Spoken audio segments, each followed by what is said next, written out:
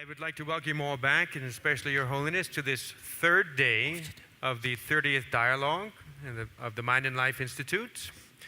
We've been talking about perception, concepts, and today we talk about the self. We've heard a lot about the Buddhist approaches both to perception and to concepts, and also about scientific approaches. And what we're going to try to do today is tie the notions of perception and concepts into the notions of self. And in order to do that, what we will begin with is some philosophical analyses of self to help us understand what we mean by self. We'll begin in the morning with that philosophical presentation, both from Buddhism and from Western philosophy. And then we will move on in the afternoon to a presentation from the standpoint of human development. This evening, we will also then have a dialogue on self and self-concepts that starts at 7 p.m. between some younger monastics and some younger scientists. So we have a whole day of self, or maybe it'll be a whole day of no self. I don't know. We'll see. A bad Buddhist joke, I apologize. I'd like to begin by introducing someone who needs no introduction to you, Your Holiness, and that's Professor Geshe Tabke. Professor Tabke became a monk when he was 13 years old, and he studied at Drepung Losang Ling Monastery in Tibet itself, where he received his highest monastic degree, the Geshe Sarampa degree. He eventually came into exile and eventually became a professor first in Leh, Ladakh, but then he moved to the Central University of Tibetan Studies in Sarnath, Varanasi, where he became a professor of Mula Shastra, of the primary texts of the tradition. And it's actually where I also met him there in Sarnath, Varanasi, when I was doing my own doctoral research. And I'm happy to say that I received instruction from him on various topics. Professor Tabke will be followed by Jay Garfield, who will talk about the self from the standpoint not just of Buddhist philosophy, but also from the standpoint of Western philosophy. And as it turns out, Jay Garfield also was at Sarnath, Varanasi, and also studied with Geshe Tabke. So Jay and I have the pleasure of hearing our own teacher today speak about self from the standpoint of Buddhist perspective. So Geshe-la, if you will, I'd like to point out to the audience that you will be able to, that Geshe-la will present his talk in Tibetan, and you can listen to his talk through the translation on the radio transmitter. So Geshe-la, Tuji-che-la, daso. Amjo de koya de kogo le. Tatanda dene inji gyuriya de ani konsacho.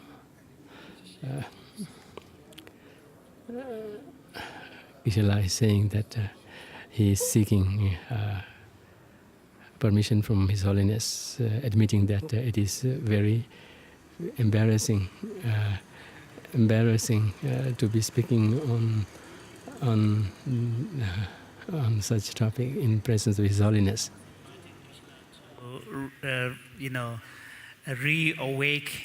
Awaken in himself the spirit of that young scholar and student at the debating courtyard, who may be deferential at the beginning, but once the debate begins, wraps his shawl around and then scream and shout. And so, regardless of whoever is around. So that's the spirit we need.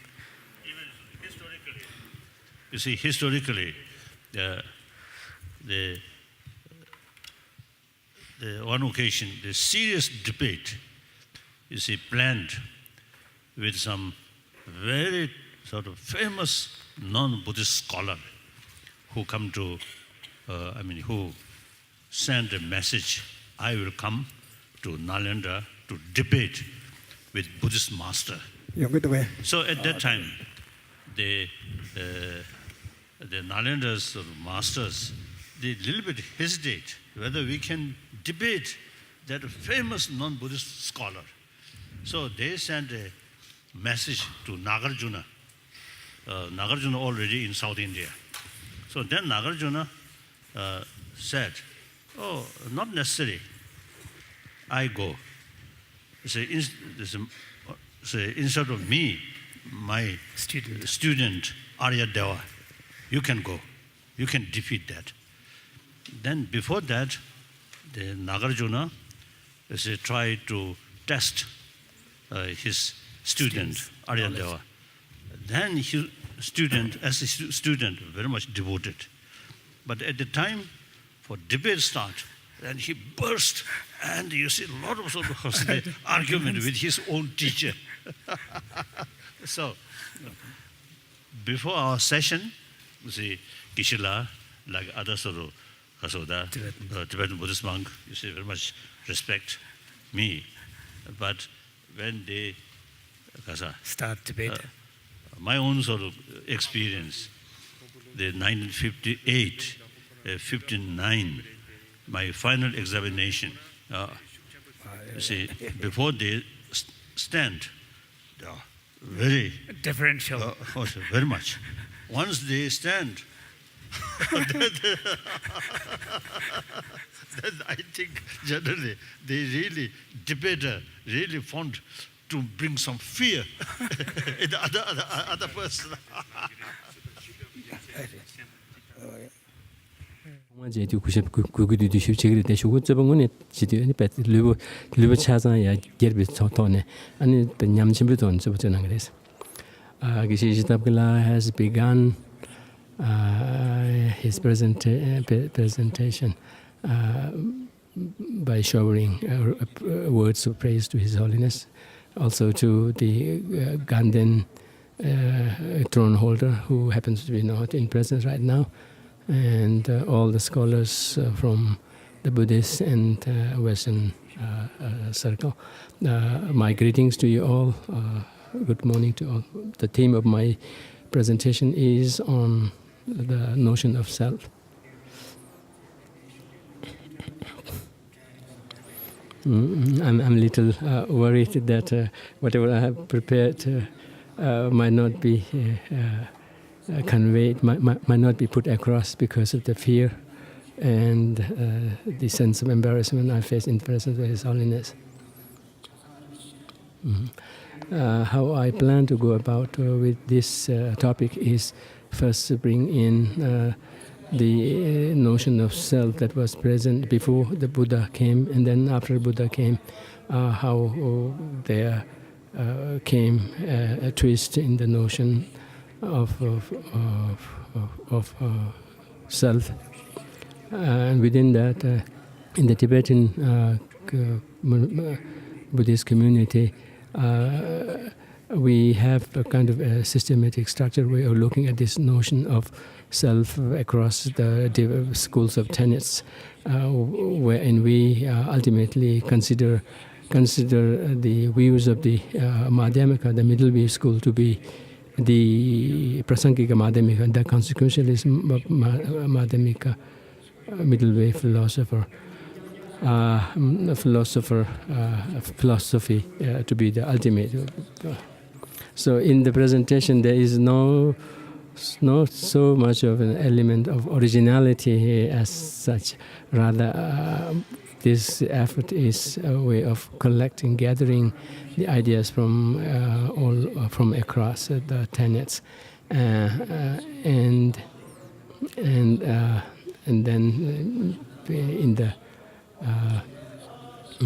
in between, then I'll try to chime in some personal thoughts. So when we begin to talk about the self, it is quite natural that we should begin from oneself, looking within oneself, see where the notion of self, how it arises, in what way it has effects on ourselves. We begin with our notion of self, and from that then we move on to our possessions, and then to our immediate circles of families, friends, and whatnot. And then as we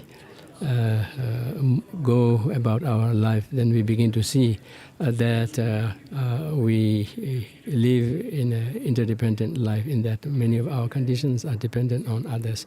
And thus, that kind of a reflection then generates some sense of concern, some sense of concern. I mean, in the early time, because of this interdependence being so immediate, we tend to have easier way to appreciate it. But right now, because of the specialization, it seems like we have moved further away from this appreciation. We have difficulty seeing this fact of dependence. So along with what we might call the development and specialization, we begin to lose that appreciation of our immediate interdependence, and that seem to then limit our sense of belonging to a particular circle, but not to the wider circle. So that way, this seems to then enhance the sense of belonging to a small circle around oneself, and then that of not belonging to another or the rest of the humanity. And based on that, then it seems to induce a sense of attachment towards the close ones that we associate ourselves with as being belonging to them, and then sense of distance,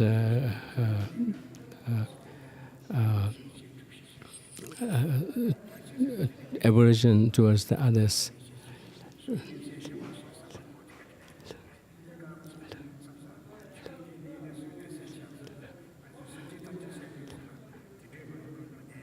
So that's how, over the period of time, we have seen how, along with the development trend that we have that we have experienced, that we have been experienced, that we begin to experience, how that trend of development seems to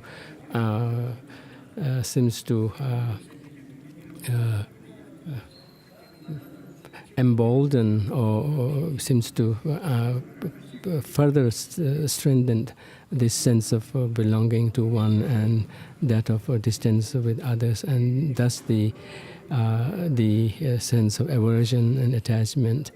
And so that seems it seems like many of our miseries and sufferings seems to come from this sense of attachment and aversion towards others. But at the same time, this sense of self is not to be completely blamed for everything bad. It is also a reason for generating good qualities within us. There is even a reference in the scriptures where it says that the sense of self, the notion of self, is the very support for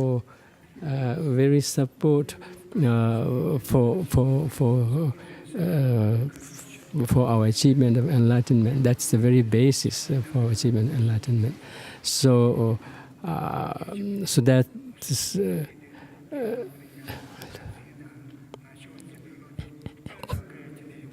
so what I'm pointing to is that this sense of I, this notion of I, is not only to blame for many of the miseries and sufferings, whatnot, but at the same time, that is also the bedrock for many of the achievements that we aspire for, that we enjoy, including the attainment of full enlightenment. So then, coming down to the notion of self, there happen to be varying notions of self already exists in existence before the advent of Buddha. And there too we see a variety of notions, multiple notions of self, some amounting to considering self to be permanent, thus permanent to the extent of leading to an eternalistic viewpoint, whereas in other cases the notion tends to look at self as being not just impermanent but also being totally non-existent, leading to a nihilistic perspective.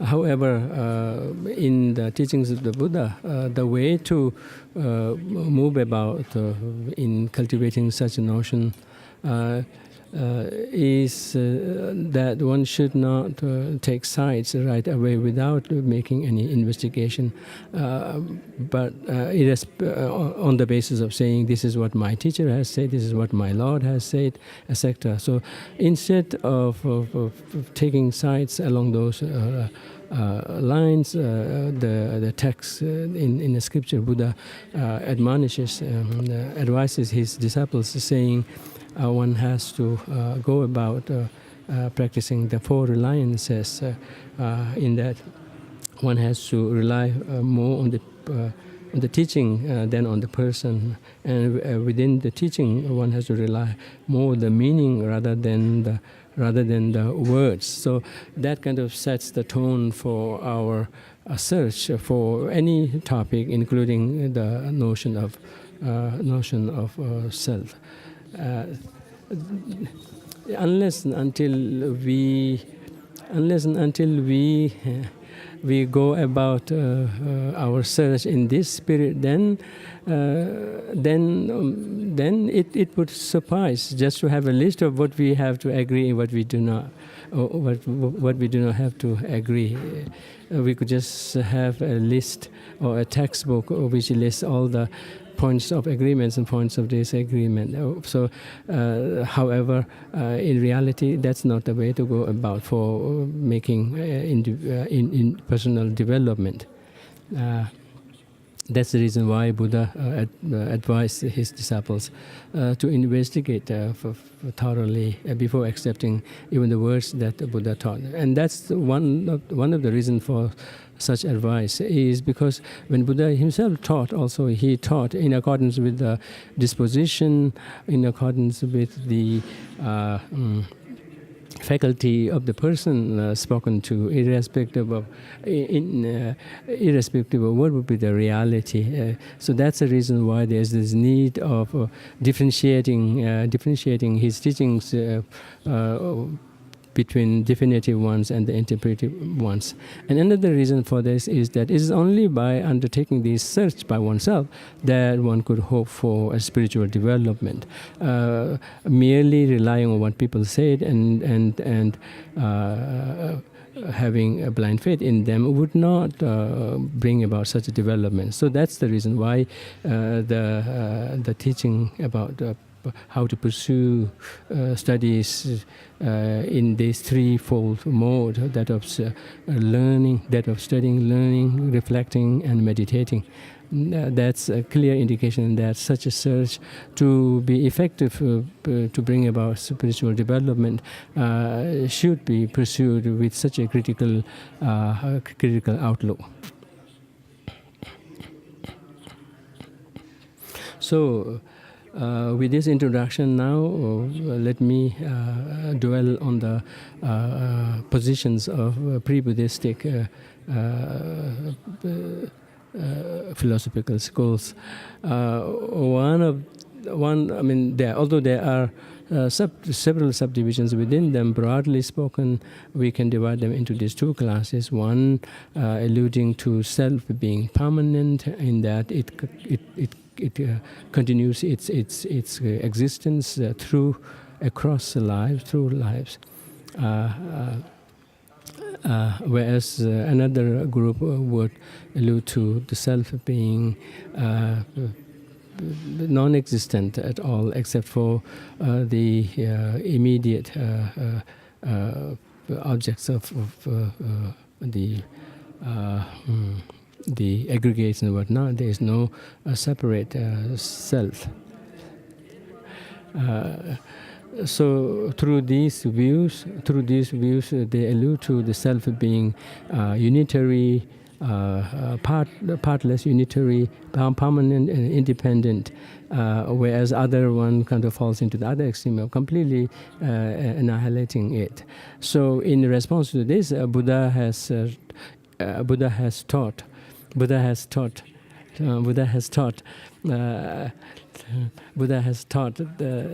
when he was approached by his disciples, saying, "This is the way other schools present the notion of self. How do we go about this?" Buddha says that that's not the case.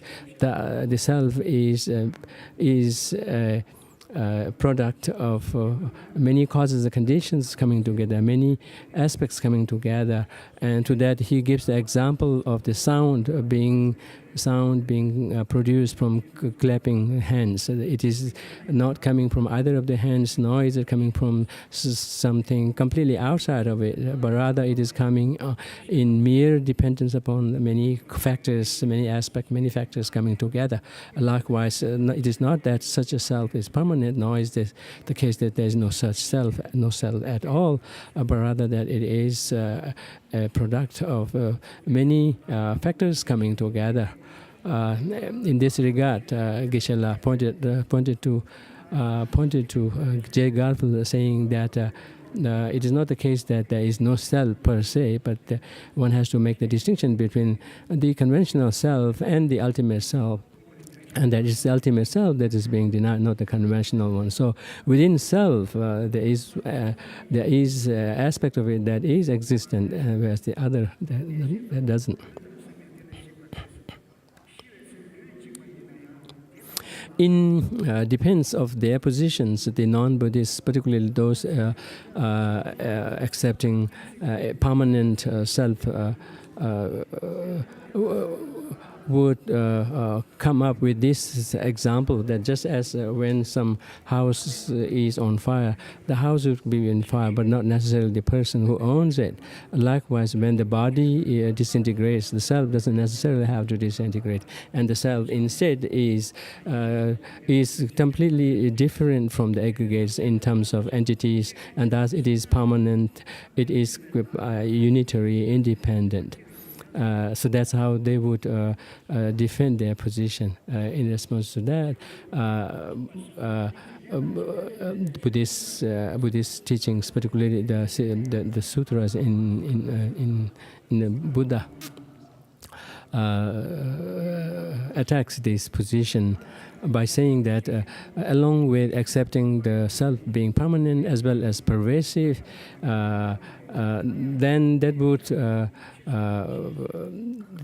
would entail so many fallacies in that if every self were to be permanent, then how would it be tenable for a person to be undergoing change over different stages? We speak, the scriptures sometimes speak of 10 stages that a person undergoes in one life, if one were to live a full life. So beginning from the very conception to the initial stages of human development. So the person undergoes those stages of development, and thus we can speak in terms of the person being different from one stage to the other. So if the person were, if self were to be permanent, then this would be impossible. There wouldn't be a case. The body may undergo change, but the person may not be the person may not be considered to be undergoing change. Whereas this is untenable. Likewise, if the self were to be pervasive, unitarily pervasive to every other instance of self, then a father would then we would have difficulty separating a father from a mother and that of brothers from sisters, but not, because they would have the same unitary self pervading them, and in such case then we cannot make such distinction. And likewise, if a self were to be unitary, permanent, and independent, then when one person is undergoing suffering, everyone would have to undergo same experience, and likewise vice versa. And whereas the non-Buddhists who ascribe to this idea of a self being totally different from the aggregates and having characteristics completely opposite to the aggregates, in that the aggregates are impermanent, the self is permanent, and the aggregates have parts, the self is unitary, the aggregates are dependent, the self is independent, and likewise. When they say so, they posit this. They support their position by such example, saying the vacuity in different cups. Although in that particular situation they may seem to have distinct individuality, but once the pot is broken, then they kind of mingle to each other. They become part of the whole, without the possibility of ever being, without there ever being possibility of separating them. That's how they would support it.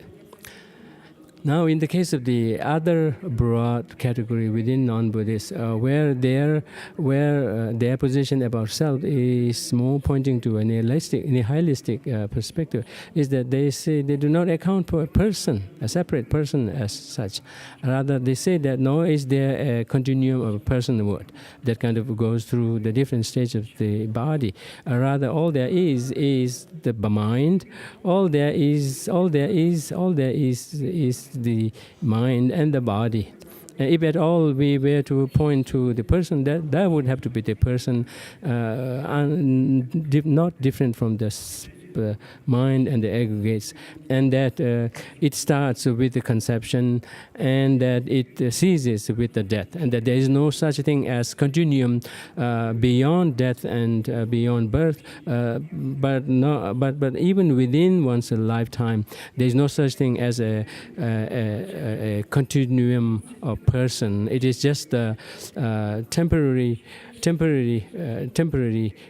being associated with the contemporary mind and aggregate collection. Whereas the Buddhist understanding is that, although on a grosser level, it is the same case that the mind and aggregates do start with the conception, and that of the and that it ceases. And it ceases after death. But at a subtler level, the mere luminous nature of the mind, which has no color, no shape, no physical property, yet capable of being able to subjectively experience objects and whatnot. So somehow, when the grosser level of the body and mind does cease with the death, but the subtle aspect of it in the form of pure luminous clarity aspect continues.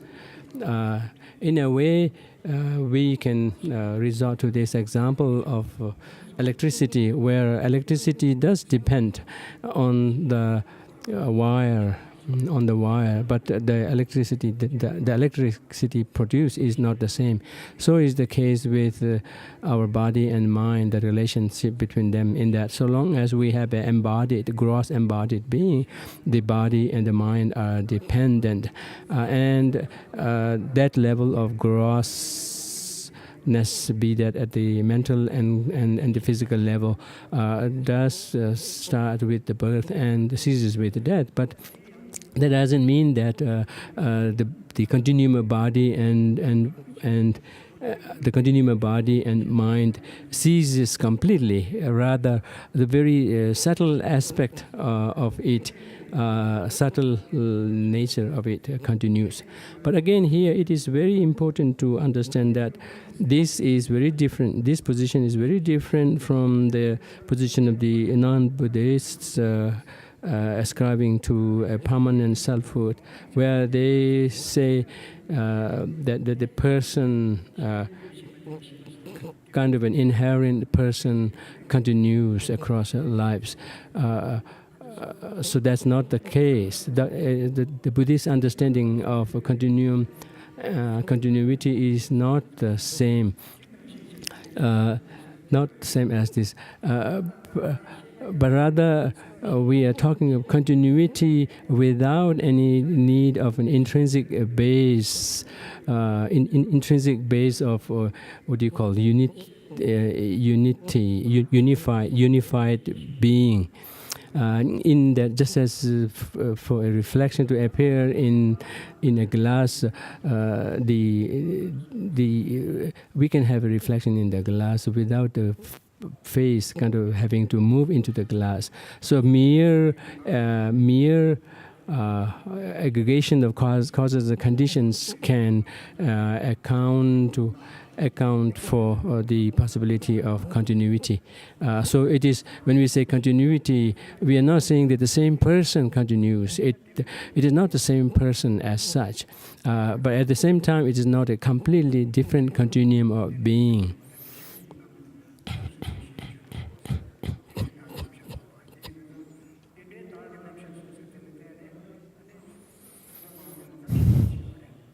So the Buddhist stand on selfhood begins from this assumption that there cannot be a selfhood totally different from the body, from the aggregates, such as enjoying completely different characteristics, opposite characteristics to the aggregates.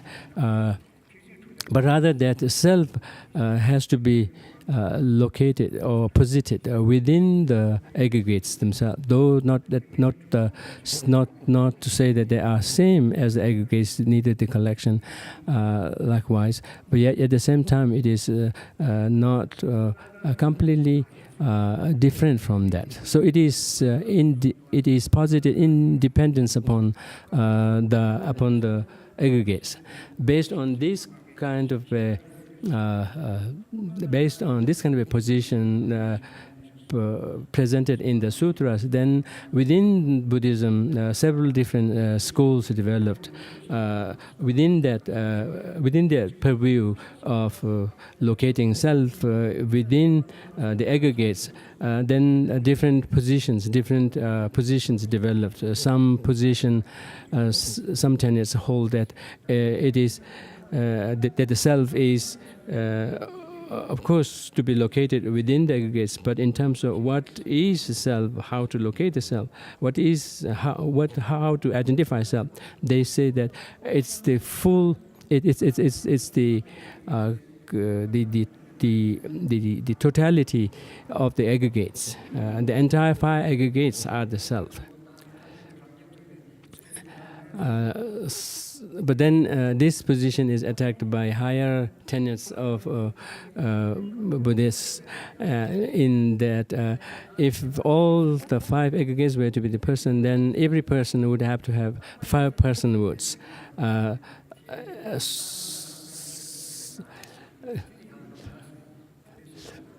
And then based on these kind of critiques, then some other tenet schools within Buddhism hold that the person is to be located within the aggregates, yet at the same time it is neither permanent nor impermanent. So that's the position particularly held by Vastiputra school within the Vaibhasika tenet. So this position is attacked by other schools within Buddhism, saying how could there be such an uncertainty about the particular thing in terms of whether it is permanent or impermanent. Things would have to be either permanent or impermanent. There cannot be in between So based on that, they attacked this position, and thus this gives rise to another school having even slightly clearer position about the self in terms of whether it is permanent or impermanent, in that it would be accepted as impermanent.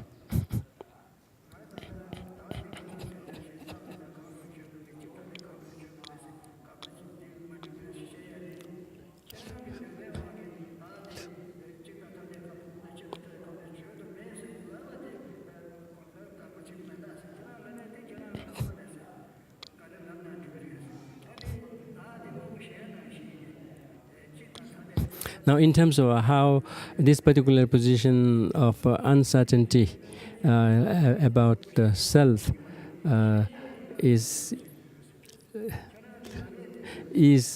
attacked, there is a very fine line followed in the scripture. They have made this position clear that every people has the right to hold any position they want to. But my very purpose of critiquing your position is not critiquing your right to hold any position that you want to hold, but I am critiquing it for the benefit of arriving at a clearer position myself in terms of what a person is, permanent or impermanent, rather than get stuck in a situation like yours.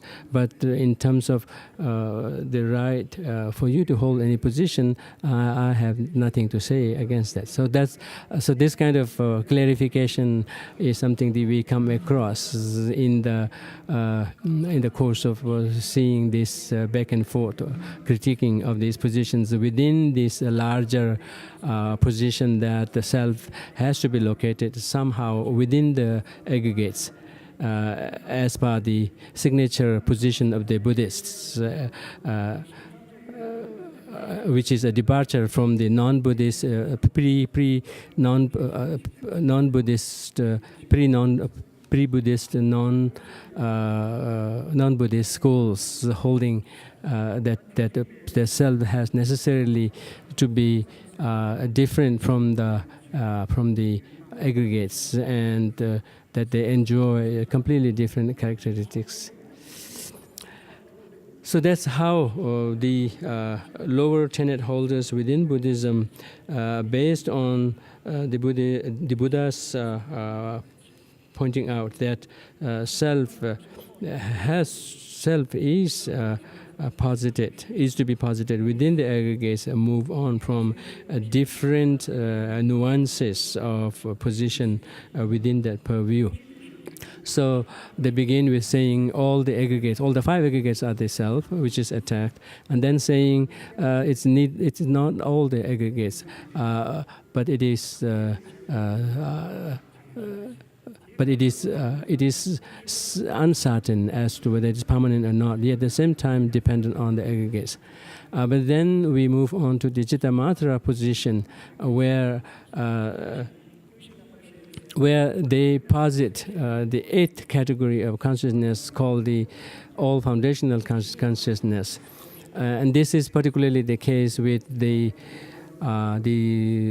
Sutra school, or the Sutra strict orthodox Chittamatrins, who in their attempt to posit self within the purview of aggregates, say that it is the eighth consciousness by the name of all foundational consciousness, which is the self, and that such a self is perennial, that it continues across lives, and for that they give this metaphor in that the ocean on the surface may be very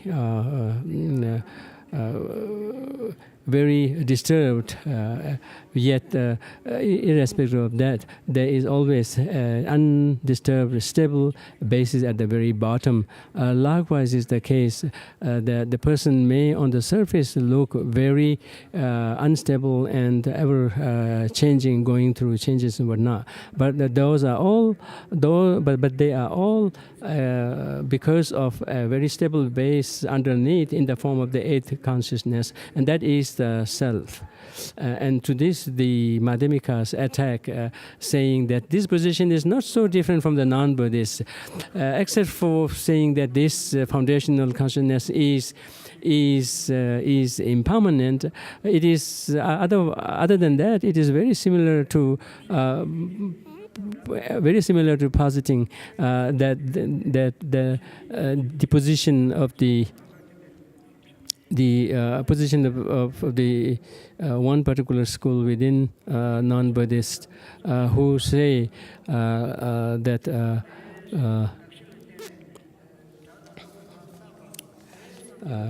who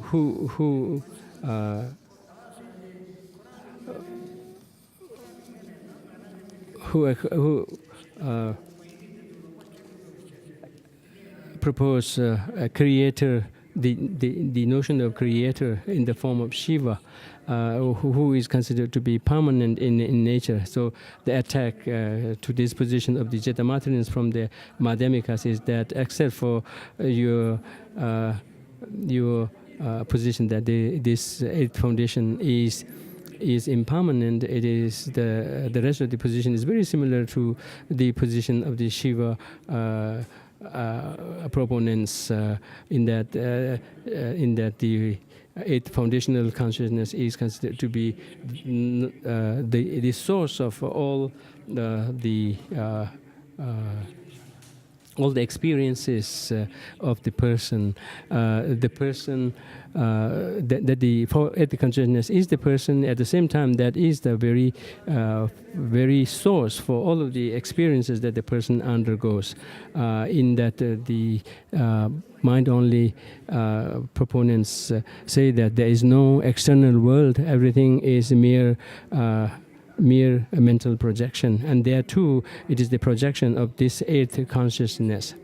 So this particular position is attacked, and this is how with every critiquing of the lower position within the modern within the purview of the Buddhist hold, we then move on to a more and more refined position and eventually arrive at the Madhyamika, the middle way school proponents. Within that, there is a distinction that within that there is this distinction that one or the lower Sautantrika Madhyamika, the substantialist Madhyamika, they posit that the sixth consciousness is the person. So although the position is slightly refined in terms of what constitutes the person, what is the identity of the person, yet at the same time there still leaves some room for inherent existence, at least when viewed by the highest school within the Madhyamika, that of the Prasangika Madhyamika, that of the consequentialists, who say that it would be untenable to posit any kind of, even the slightest tinge of inherent existence. In that, if there were to be an inherent existence, then it would any functionality operationality would not be possible. So based on that kind of critiquing, the consequentialists say that everything, including self, is mere designation in that there is not an iota of any intrinsic and inherent existence. And that's the reason why Geshe-la was giving this example of computer. And there's the computer, not to say that there is no computer, not to say that there is no self or whatnot, but that the computer has to be posited, has to be established on the basis of this understanding that everything, including computer and self, is a mere designation in dependence upon the basis of imputation. It is neither. It is neither the neither the basis of the individual basis of imputation of the self, nor is it the collection of it, nor is it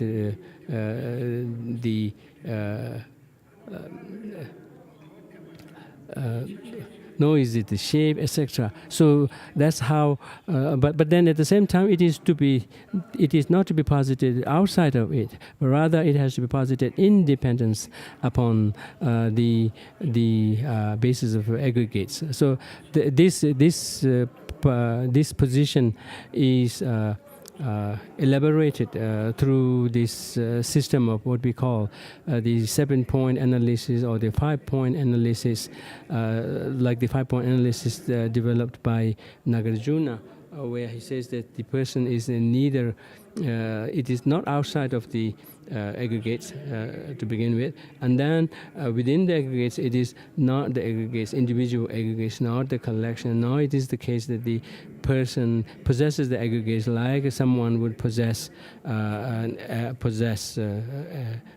belongings, etc.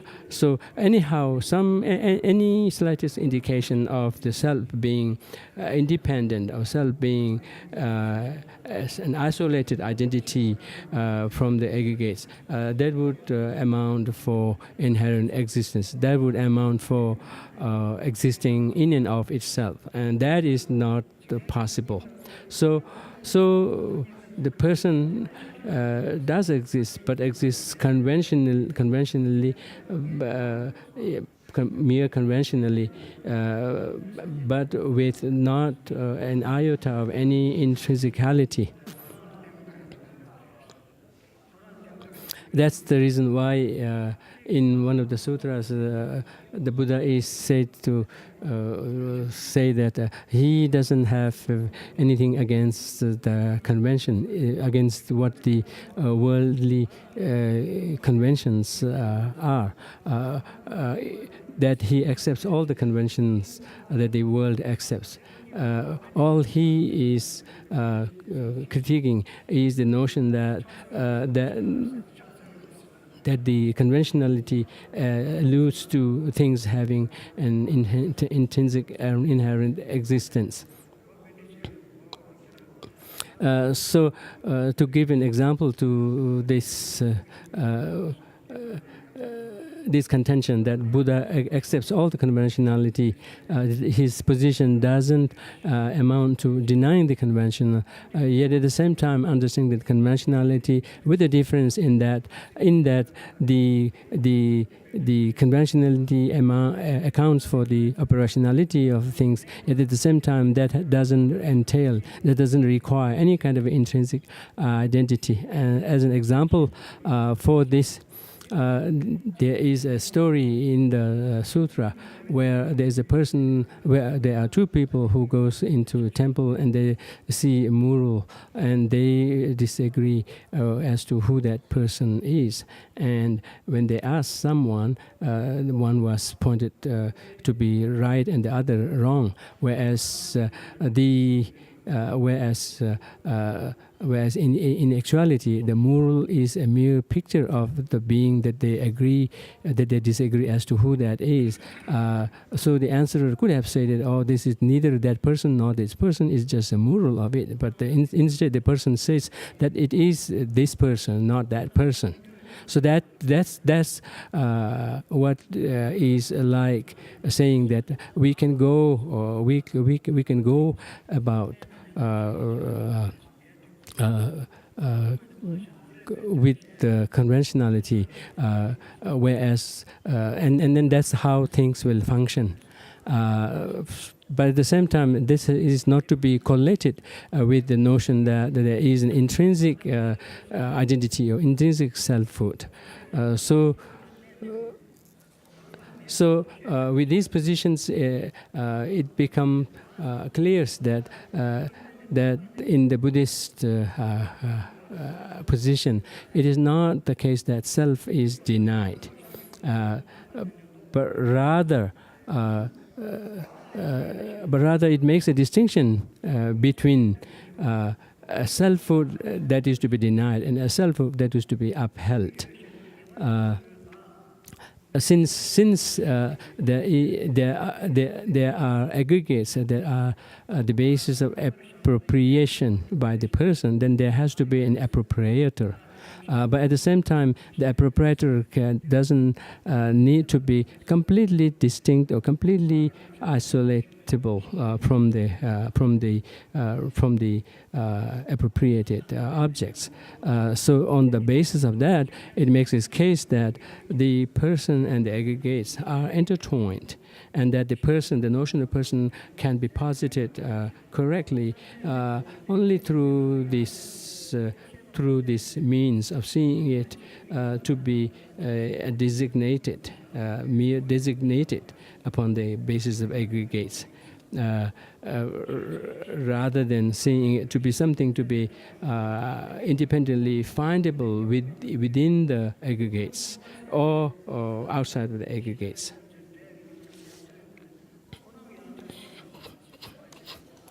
Yet at the same time, the problem with us is that when we see things which are merely conventional existence, we have this illusion of things having an intrinsic identity, intrinsic to the point that they almost seem to do what they do on their own, by their own power, on their own, in and of itself. Whereas that is not the case. Everything that happens only by being contingent on many factors contributing to it. Just as when we grow crops, the crops grow independent upon so many causes and conditions. But then, if we were to casually look at it, it would almost seem like it is doing so by its own power, that too from its own side. And that's the illusion that we get with regard to self also. And that is what is being attacked.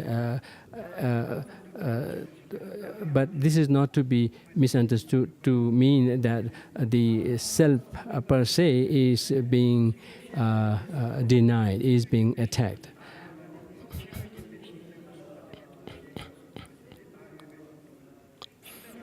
In the scriptures, in the classical scriptures, it often employs the example or the metaphor of chariot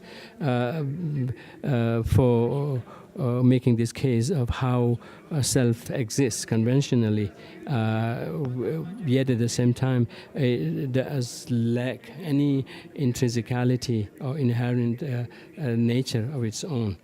Just as a chariot, though it is existing there conventionally, that is operational, that we can point to and make use of whatnot, but if one were to search for it by going even slightly beyond the line of conventionality, then we would be at sea of finding it. Yet at the same time, that is not to convey that there is no chariot. The chariot is there, obviously functional, operational, yet at the same time that is not to be correlated with this wrong, with this wrong perception, with this wrong notion that there is an intrinsic chariot.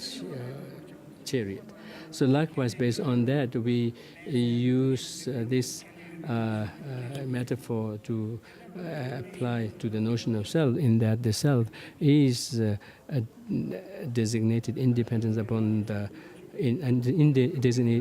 independence upon the basis of its aggregate, basis of imputation or designation in the form of the aggregates. Yet at the same time, it is not identical to. It cannot be identified to the basis of aggregates individually, nor the collection, whatnot. So, in regard to this, the sutra clearly makes this notion, makes this idea clear by using yet another metaphor, in that the person has as its basis of designation or as its basis of existence various elements or various principles, that of fire, water, etc., space, and that of sound, and that of mind. Yet at the same time, it is neither any one of them individually nor mere collection. Yet at the same time, it is not completely outside of it. It is merely dependent or contingent on them. So based on that, one makes the Buddhists at the very highest level of understanding posits conventional self that is contingent on its aggregates like that. So based on this, the Buddhists have been associated with the notion of non-self, but very often people mistake this to say that Buddhists deny selfhood per se. It is not the case. Buddhists accept and uphold selfhood, but the selfhood is impermanent, not unitary but with parts, and is not independent but dependent on its basis of aggregates. So when we say Buddhists accept selflessness, or they deny self, one has to understand this to be a denial of a permanent, unitary, independent self, a self that would be that would be existing inherently. So such a notion of self is denied, and based on that, Buddhists came to be associated with the notion of selflessness. But to extend that to say that the Buddhists deny self per se is a mistake. Likewise, when we say that there is self, there is an impermanent self that kind of continues, that has to be understood in its own perspective, in that because it is impermanent, it is undergoing momentarily change. So there's no an iota, not a simple instance of self that maintains that retains its identity without change at all, even for 2 moments. At every stage, it is totally changing. Yet at the same time, such a continuity can be posited, and based on that continuity, we then account for how what one does prior in the previous moment can have an effect on the person following it. So that's how we account for the law of karma, etc., based on this understanding of self, which is merely contingent, yet at the same time capable of being continuous. It's quite an amazing talk. You covered an amazing amount of ground in such clarity. As His Holiness said just before you began your talk, you're certainly one of the top scholars of Buddhist philosophy in this generation alive. So we thank you very much for that, Tujiche. And now we're going to move on to Jay Garfield's presentation. But I want to offer His Holiness a moment. If you have any comments you'd like to make at this point, I hope we will have some time for discussion after Jay as well. But if you'd like to make any comment now.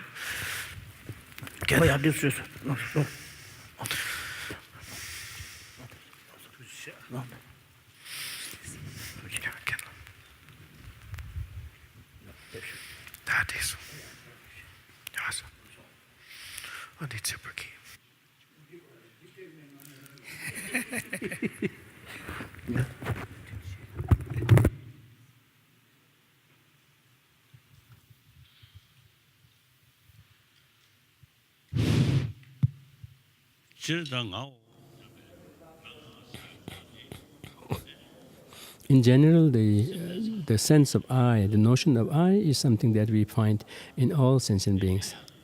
But in the case of humans, because of our intelligence, we tend to then investigate into it. So that's a special quality of the humans.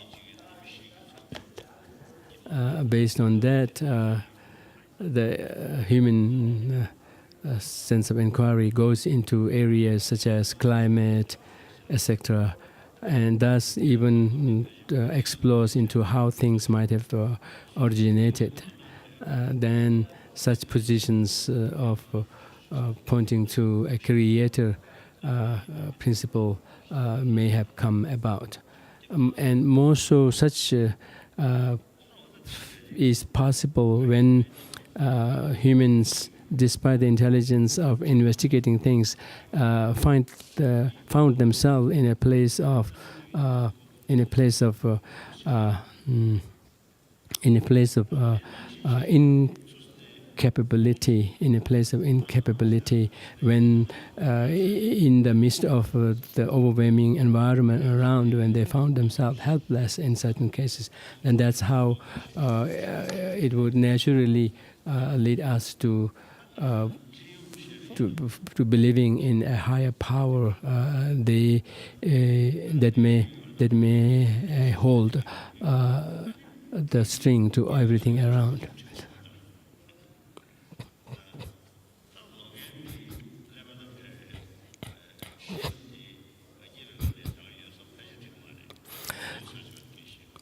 Likewise, although we wouldn't at all think that this person with this aged body was there at the time of birth, nor would we think that this mind that has undergone such change was there at the time of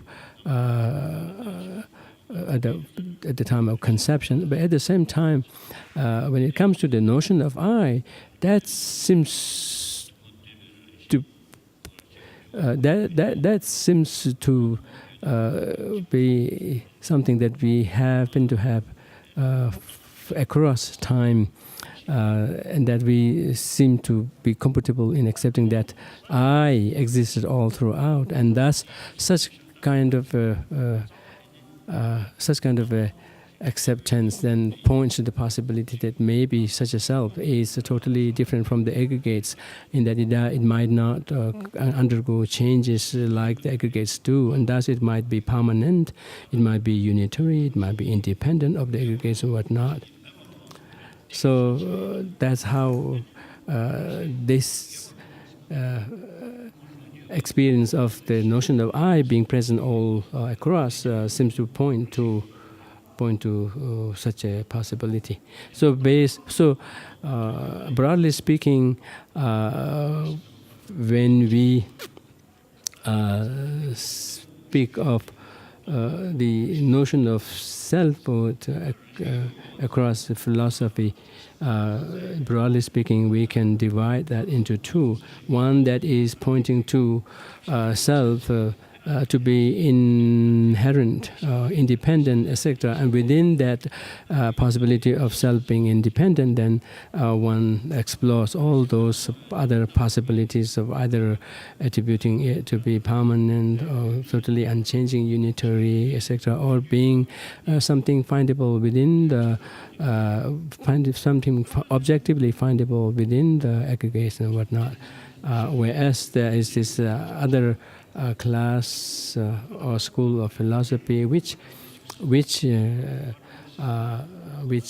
posits that although person does exist, it doesn't need to be, or it is untenable for it to be independent, inherent, whatnot. And that's a position that is accepted by the Buddhists alone.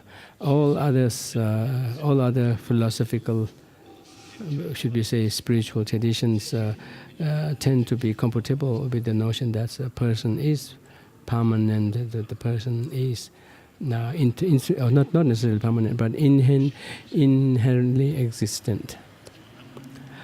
So this position of how things may be existing, functional, operational, yet at the same time doesn't necessarily have to be inherent or intrinsically, objectively existing, but rather be a product of subjective projection or subjective designation. Within that, we will see how, again, we can come up with distinct positions. One, that of the Chittamatras, where such a possibility of subjective designation is stretched to the point that all there is in reality is just the mind, and everything else is a mere projection of it, to the extent of even seeing them to be in the nature of consciousness, in the ultimate, with no external world as such. So to a certain extent, this seems to point to a certain extent to what the quantum physics seems to be pointing to, in that the subjective aspect, the subjective agent, seems to have much more bearing on how things are, how things exist, and whatnot. Whereas the other side of proposing an subjective nature of things seems to, at the same time, accommodate the fact that things do not necessarily have to be completely in the nature of mind. Doesn't necessarily have to stretch it to the point to deny externality, external world per se, but rather everything could be posited, but posited on the basis of things having no intrinsic nature of its own. So based on this fact that there is no intrinsic aspect of things, that it could be posited subjectively, but not to the point of completely denying any external reality. So the mere conventionality of things can be very comfortably accommodated on this position that the things do exist, yet exist dependently. I usually tell this to my friends, and I want to share it today also. The notion, the principle of quantum physics, the perspective of the quantum physics, the position of the quantum physics, the scientists who accept such a position, not merely for the sake of holding such a position, but rather through the exploration, if they are convinced of such a possibility, such a reality, in that things are very much contingent on the subjective aspects, then I say to my friends that maybe it is possible that such scientists who are really convinced of this quantum physics position, there is a possibility that they may experience less strong afflictions. That's what I wonder. Might be a difference among different scientists.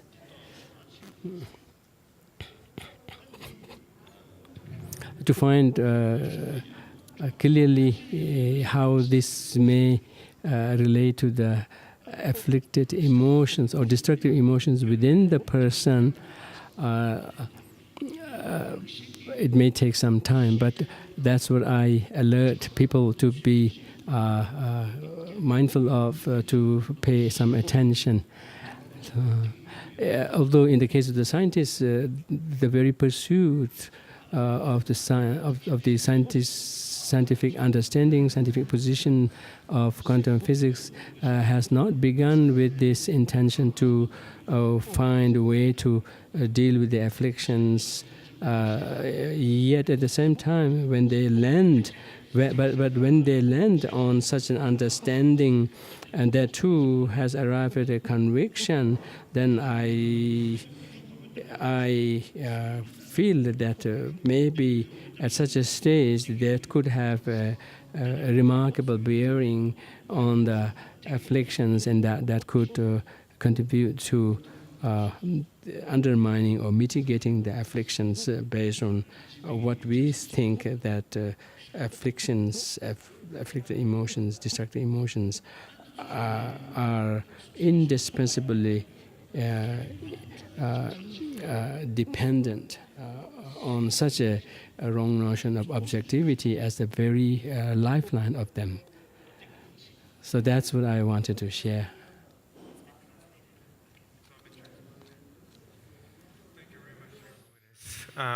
We'll have an opportunity, I think, for some additional conversation and questions and answers, so to speak, among our faculty here after Jay Garfield's presentation.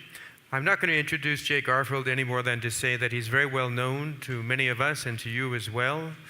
You know, he started out as a professor of philosophy and cognitive science, ranging very far, even into linguistic development in children. But then, relatively late in his career, as things go, he discovered Buddhist philosophy, and Jay Garfield, being a very determined person, then managed to become a great master of Buddhist philosophy as well, and is now also a leading figure in Buddhist studies in the West. And so Jay's task now is to talk about Buddhist philosophy, but also to try to connect it to Western philosophy and to our larger topic. So thank you, Jay. Your Holiness, it's always a great honor and pleasure to talk philosophy with you, and I thank you for the opportunity. I think this time we will find ourselves largely in agreement.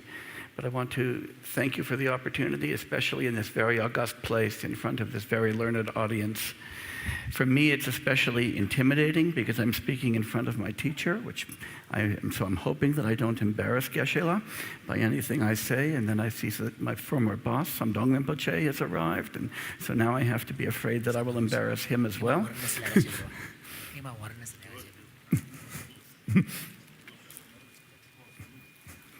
But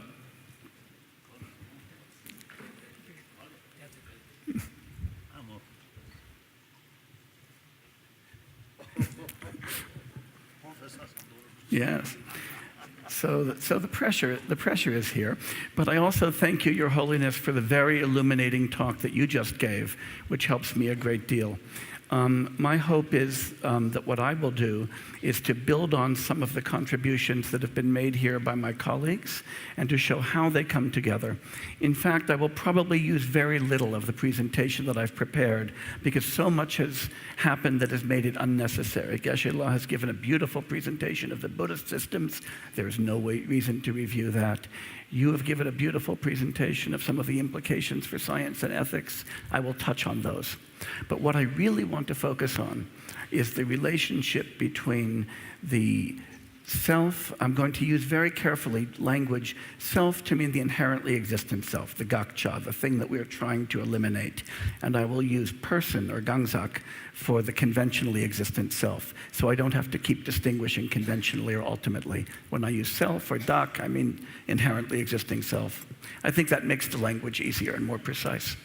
So I want to explore the relationship between the self and the conventional person and the nature of the illusion of self, its origins and its consequences. And I want to do that primarily from a Western perspective, but connecting directly to Buddhist perspective, because I think that will be interesting for us.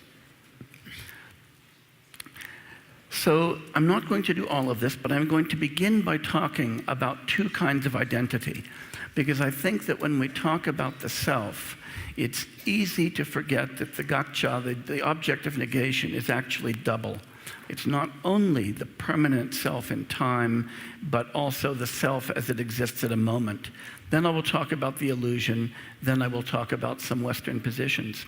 But before I do that, I want to talk a little bit about how this will be connected to the presentations that have gone before. Kathy Kerr yesterday talked us through very important issues about how our emotions can modulate our perception. And I'm going to talk a little bit about the role of the emotions in the perception of self. John talked about the primal illusion of thinking that we're perceiving when in fact we're inferring, and confusing perception with inference. And I'm going to talk about how that plays into the illusion of self. Lara yesterday took us through beautifully, I think, a discussion of what imputation really means, of what it is to say that things like color or being a pot is merely nominal. And I think that when we examine her explanation of the impact of language upon conceptuality, it helps us to understand the difference between positing a self that's independent of that imputation and how imputation gives us a conventionally existent person. So I'm going to hope to tie all of those together, as well as the themes that Geshe-la advanced, and in particular his discussion of prasangaka madhyamaka, to give a sense of how the illusion of self functions.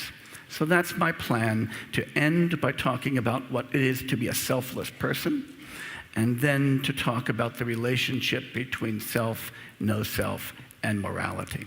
So that's my hope. So I wish to begin by talking about two kinds of identity. And I think that it's important to keep them in mind and to notice the difference between asking about whether something is identical over time versus whether something has an intrinsic identity at a moment, because both of those are important components of the concept of a reified self.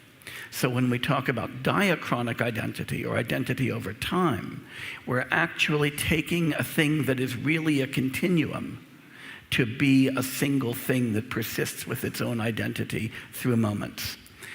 We can reject that view, but still fall prey to the notion of intrinsic identity by thinking that even though something may not retain its identity from moment to moment, that at a single moment it has an intrinsic identity. And both of those are connected with the idea of self. Both of those, I believe, need to be eliminated. So what is wrong with diachronic identity? Why is it wrong to say that something can retain its identity from moment to moment? And here I don't even worry about this life and past life, or this life and future life. The problem can be posed within a single life, and so is available even to somebody who does not accept past and future lives. It is, in your holiness language, a purely secular problem, not a specifically religious problem. Because for a thing to retain its identity, if we mean by identity what we really literally mean by that, to say that two things are identical if they share all of their properties, in the same way, for instance, that the monk Tenzin Gyatso and His Holiness the Dalai Lama are identical, not just a lot like each other, but identical. Or when we say that Jay Garfield and the person speaking now are identical, not just similar, but identical, it's because those things share all of their properties.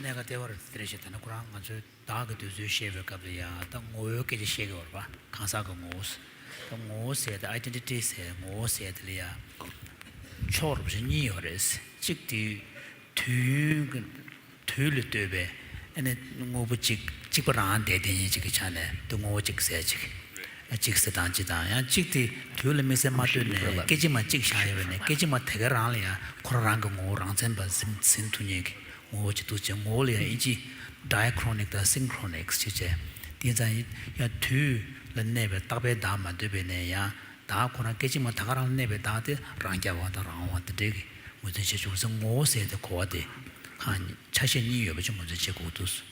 So if we ask the question, am I now the same person who began talking? Then we have to say, no, I'm 10 minutes older than he was. He's a young guy. I'm an old guy. That 10-minute difference means that we are different beings, even though we are very similar. So when we look at a continuum, we're looking at a continuum of similar entities, not identical entities. But synchronic identity, the identity at a moment, is just as problematic, Because to have a synchronic identity is to have an independent identity, for there to be some special characteristic that makes a thing the very thing that it is. But that would be for a thing to exist independent of its parts, independent of its properties, independent of its causes, independent of its effects, and none of that makes any sense at all for anything. So even synchronic identity, the idea that there is some intrinsic property that makes something what it is at a moment, is incoherent.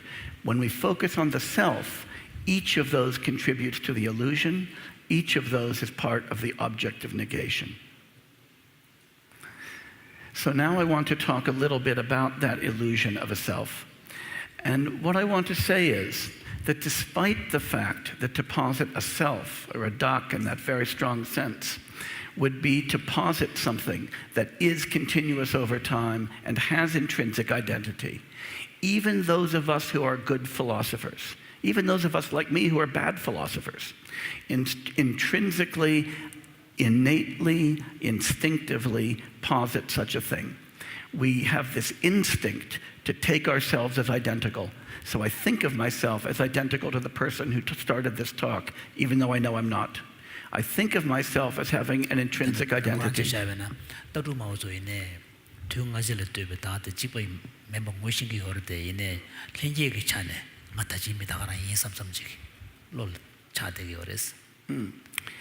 And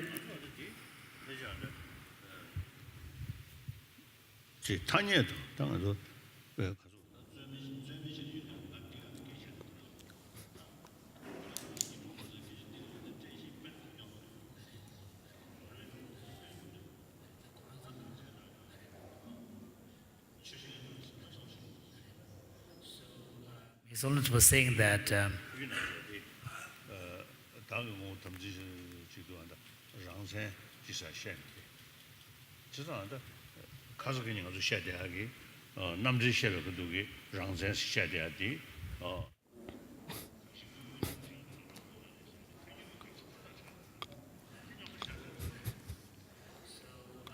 His Holiness was saying that we need to be very careful not to confuse when we talk about identity at a conventional level.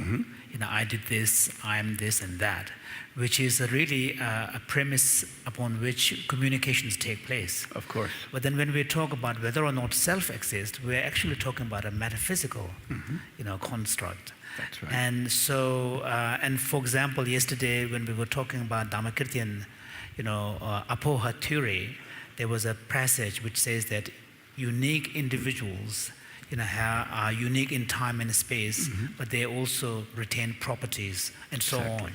And that idea of intrinsically real, unique, particular is a problem from the point of view of Madhyamaka Prasangika. Right. So if we mix all of these up, and it's also being negated, refuted by Prasangika. Precisely. So,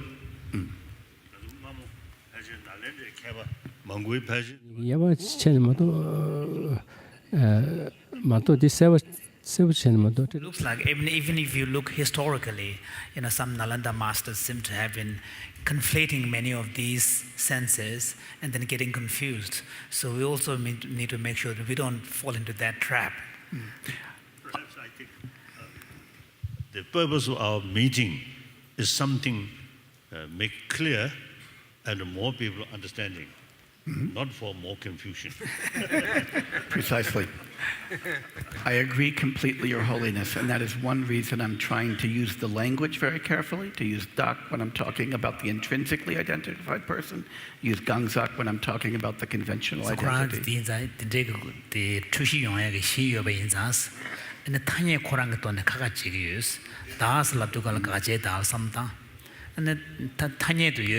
군주배 강사리아 다들이야 아니 강사스 단에 배주세 강사는 다그 타인이 때때마다 맞지 코란두스 다디 누고뇨 요요에 된다리아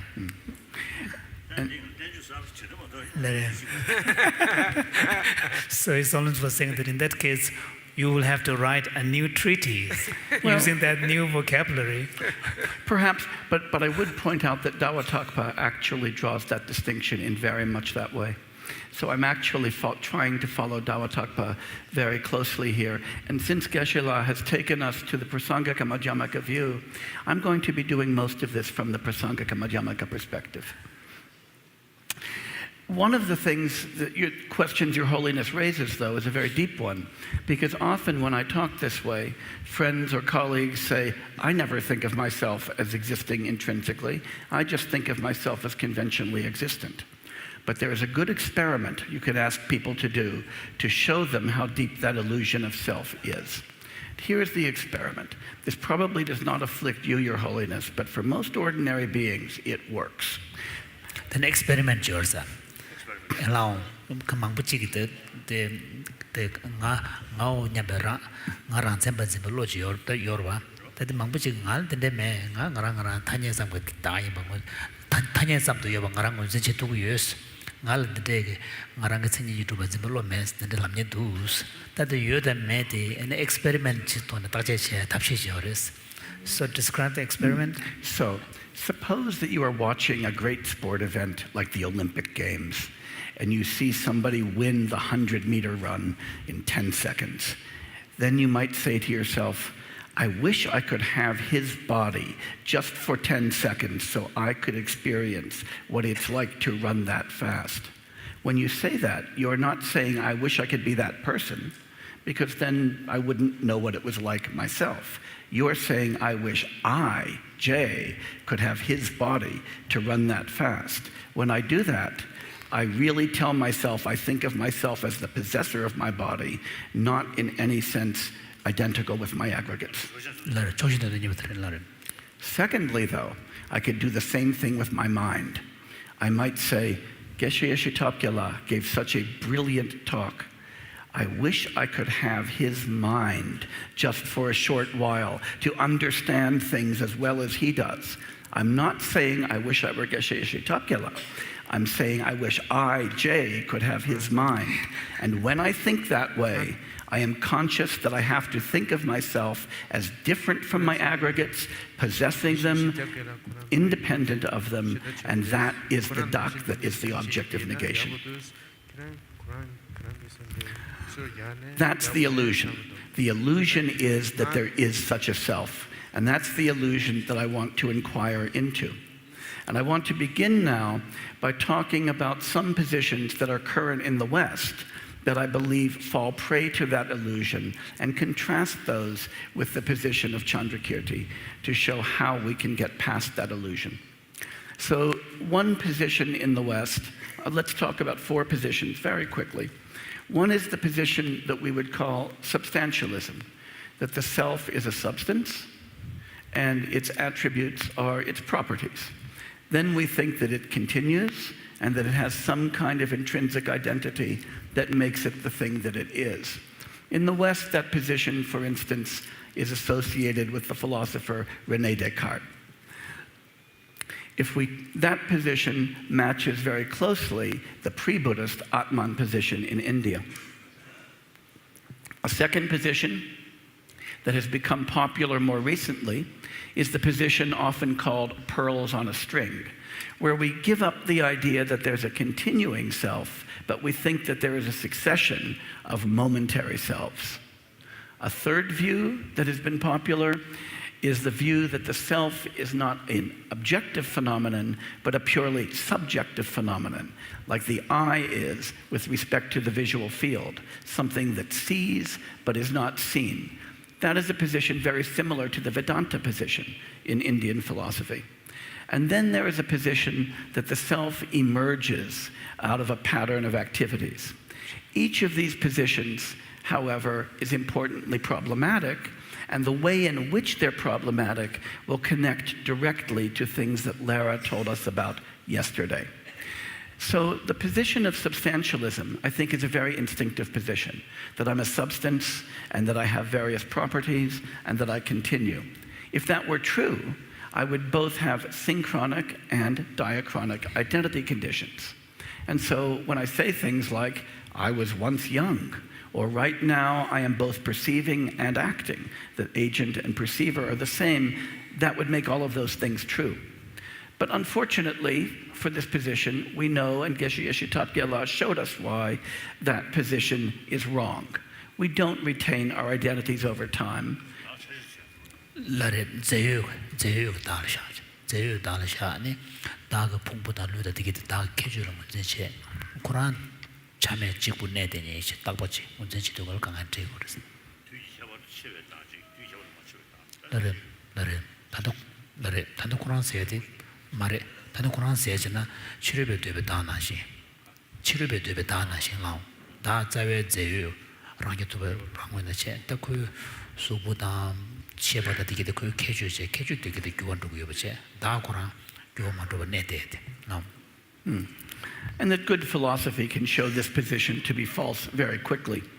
People have often responded to this problem by retreating from that position and saying, okay, no diachronic identity. Surely I change over time. But at each moment, I must be a self. Because at each moment, the perceiver, the agent, the seer, the hearer have to be the same being, that I experience a unity in my subjectivity. Now, of course, that experience is one that we have to ask about. Is it veridical or is it illusory? And we know that there can be illusions of perception, and as John said, sometimes we think we're perceiving when we're really not. And we have to suspect this, because when we examine what it is to be a person, even at a moment, good cognitive science tells us how complex we are, how much our cognitive processes interact, how we cannot see any unity in that multiplicity.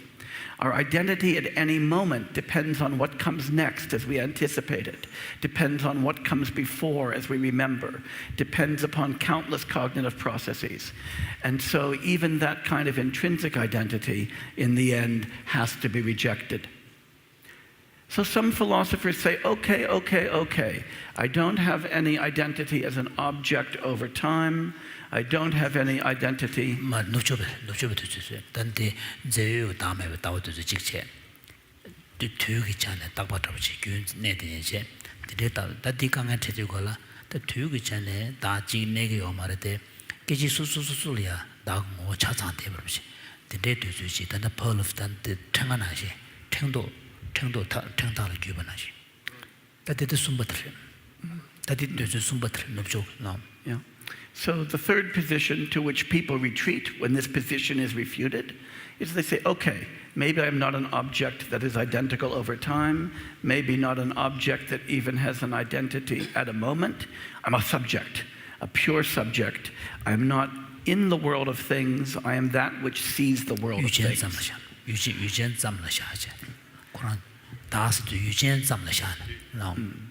But of course, that is a very desperate move, because now, having taken myself out of the realm of objects, I'm no longer a cause or an effect. I cannot understand how my cognitive processes pertain to me. And it also makes it very mysterious how I could ever know about myself, since I can never be an object. And so it is a desperate move that might save the notion of self in some respects, but that's not the self we grasp when we grasp the self. We grasp a self that we could know, a self that can be a cause and an effect. So this is a retreat that abandons the entire field. Finally, seeing that these three positions are each untenable, many contemporary Western philosophers have talked instead about an emergent self. This would be a self that is not an independent entity, but comes into being dependent upon the complete assembly, the complete collection of all of our cognitive and physical processes. We might compare that to a storm that comes into existence in dependence on many droplets of water, many moments of wind, and so forth, but which we could call one single storm. On this view, just as storms are very real, just as their water droplets and wind are, we might say that the self is a real thing that can have... Later. So this is getting closer to the dependent. Getting very close now. Now we're working our way towards Chandrakirti.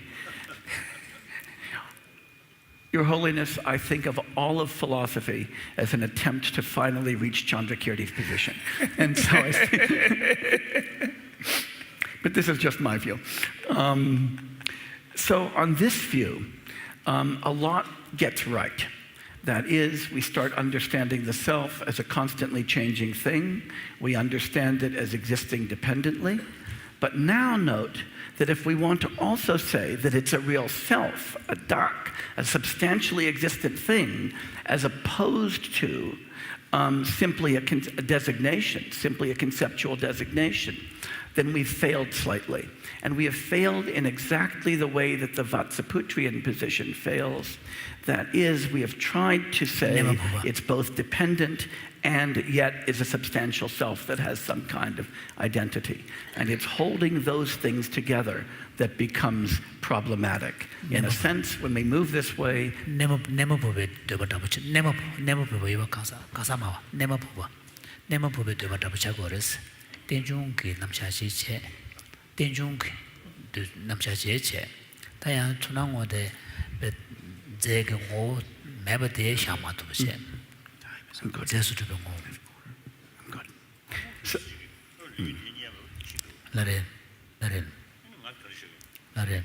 So, from a quantum physics point of view, given their theory of the material reality is so close to this idea of not finding anything objectively real. That's right. When you search for it.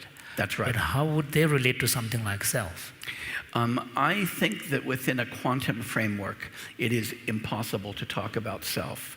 But I would agree with you, Your Holiness, that quantum physics is a wonderful way to undermine the notion of self. But, earlier you said that you hoped that quantum physicists actually realize no self through this.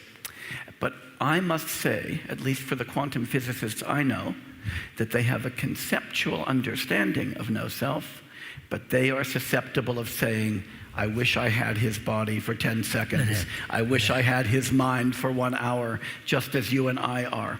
So it's one thing to rationally analyze and undermine the notion of self. It's another thing to extirpate that innate sense of self that seems to survive all theory, no matter what we do.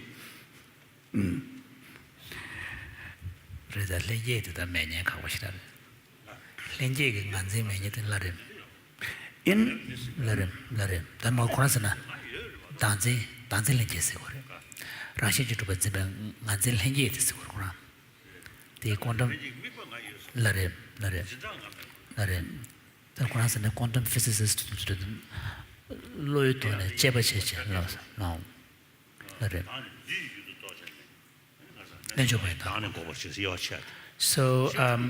So I think it's important to know that, for example, there is a sense of self, I am. And what we are analyzing is, in what sense does it exist? What is the status of that existence? So there is a reference to the term I. I do this, I do that. So there is a sense of self. So we shouldn't confuse what is being rejected is the conventional reality of a subject. Precisely. Which is a person. So, for example, without the person, we cannot even, from the Buddhist point of view, talk about no self of person, selflessness of person. Precisely. And that's where I plan to conclude. But what I do want to say, Your Holiness, is that I think we have to analyze two things. One is the mode of existence of the self or the person, the ngeluk. The second is the nature of the illusion and the nature of the cognitive state that apprehends it, and to ask whether when I apprehend myself, when I say I, am I taking myself to refer to a conventional person, or am I taking myself to refer to a substantial self? That, I think, is the important distinction.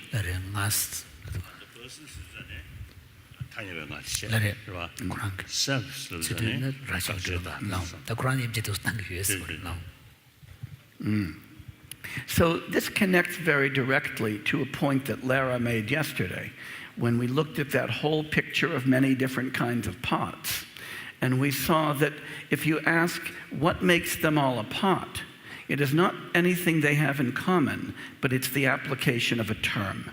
And it's that notion that I think gives us a very nice analysis of what it is to say that things are takpatsam, to say that things are mingtsam, senikidupatsam, that things are merely conventionally established, merely nominal, merely designated. To be a pot is not something that we can discover in those pots. We discover it by looking at our conventions. And when we look at this emergent notion of a self, the proponents of that say we can look just at the psychophysical processes and find the self. We don't need to worry about the designation. And that is the little bit of space between this position and Chandrakirti's position that I think makes it more primitive.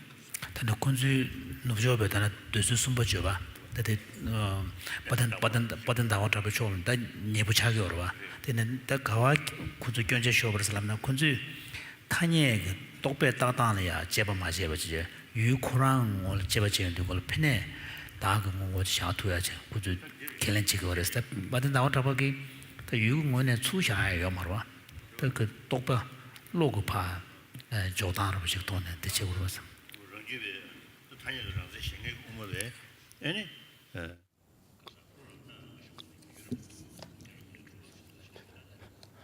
This to the basic so the basic impulse even behind Madhyamaka school like Svatrantika, who although acknowledge the role mind plays in constructing, but at the same time still insist on some degree of objective reality on the part of the thing itself. Correct. And I think that emergent position is very much like a Svatantrika position. The very final position current in the West that I would want to mention would be the position that there is a narrative self. This is one that Richie and I spoke about earlier.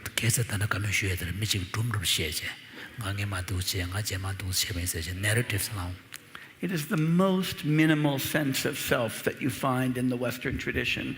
And it's the notion that what we do is we tell on our lives a story and that we are the central characters in the story, so that I spend my life narrating my own autobiography.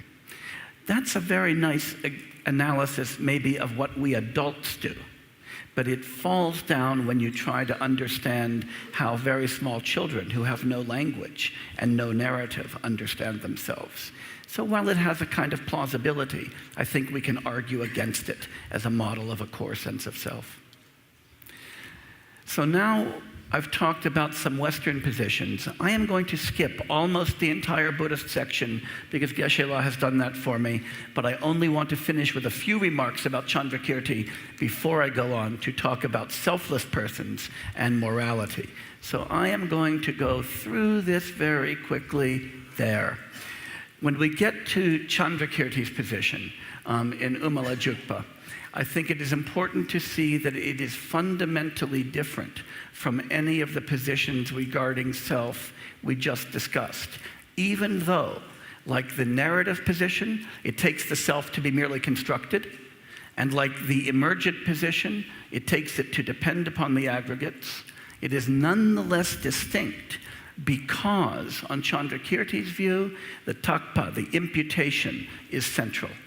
That it's not just that the self depends on the aggregates, but it depends upon our conventions for using language, our concepts, the way we think about ourselves and the way we interact. So it is a construction in all of that sense. That's what makes it a conventional person as opposed to a self. It doesn't just depend upon our psychophysical processes, but it depends on social processes. It depends on linguistic processes, as Lara really demonstrated yesterday. And that, I think, is the real difference between these positions. If we don't pay attention to language and convention, we can't understand the difference between a conventionally real person and an autonomous self. A good example of this is the example of money.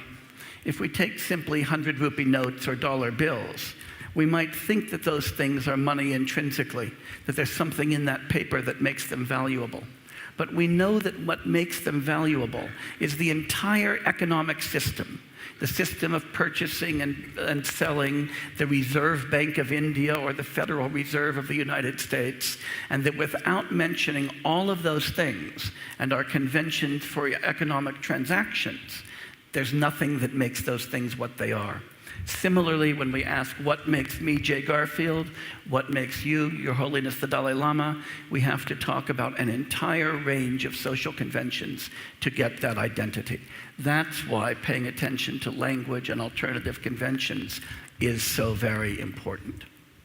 So now when we turn to what it could mean for persons to be selfless, we can say this very, very specifically and very, very precisely with this background in hand.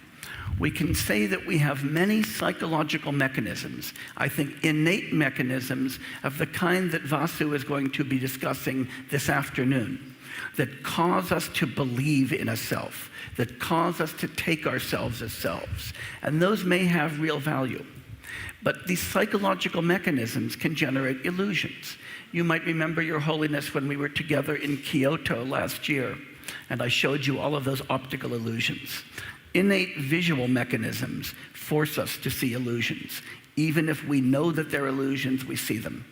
Similarly, I believe innate psychological mechanisms cause us to generate the illusion of a self when what is real is only a conventional person.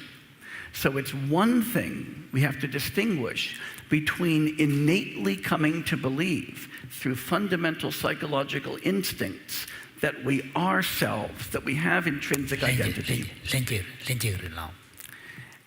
and the metaphysical view that there is really a self. Good philosophy, Western or Buddhist, can show us that there's no self of the kind we instinctively posit. But that does not mean, as Geshe-la said, and as you said, that there is no person.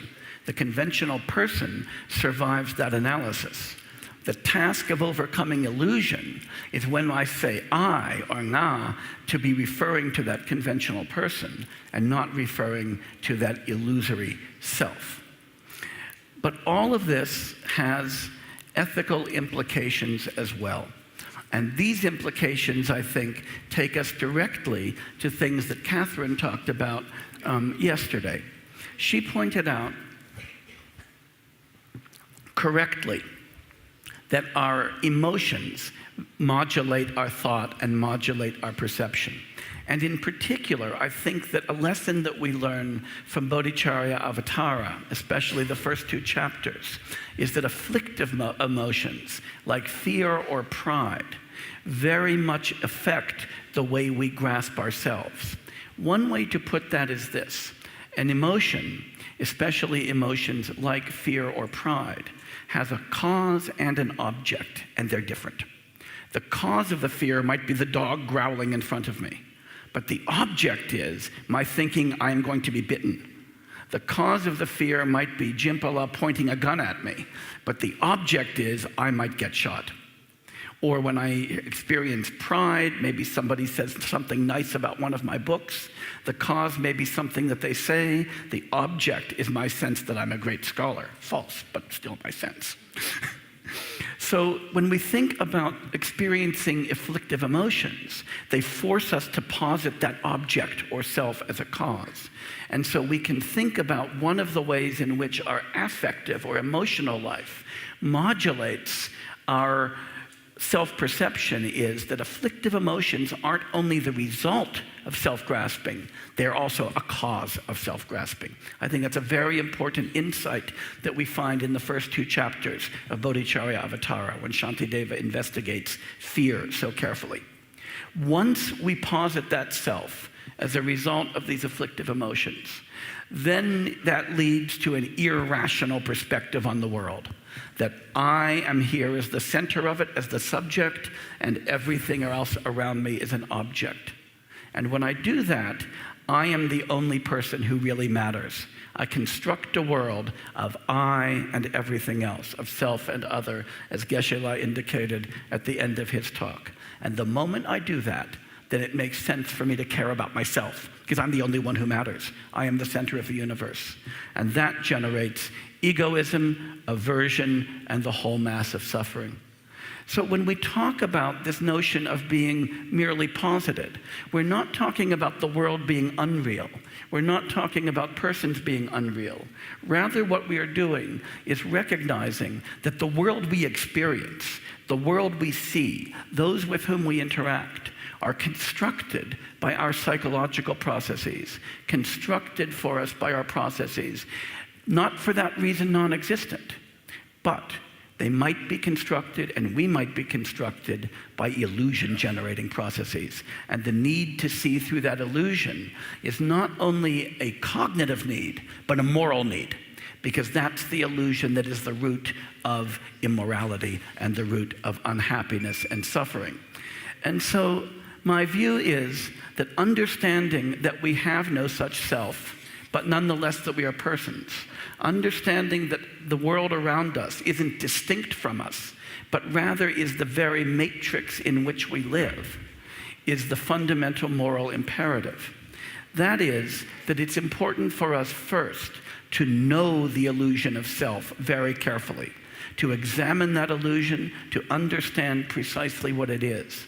Then to know the cause of that illusion. What is it that gives rise to that? That is the task in part of science and in part of good philosophy. Then to know that if that illusion has causes, that illusion can be eliminated. And finally, to work on the path towards the extirpation of that illusion of self, a path which I think is still very dark and very little understood, but one that I hope good philosophy, Western and Buddhist, coupled with good cognitive science, can help us to illuminate. And that way of understanding illusion can bring us from delusion to happiness. Thank you very much, Your Holiness. Thank you so much.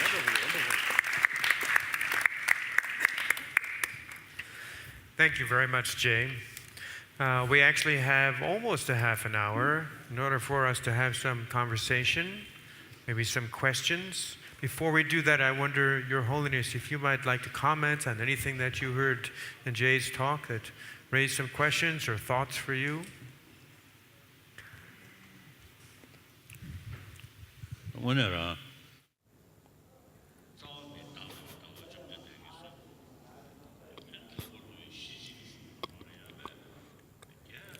The concept of, or the view of selflessness has been very elaborately explained by the Buddha, more particularly in the Prajnaparamita, the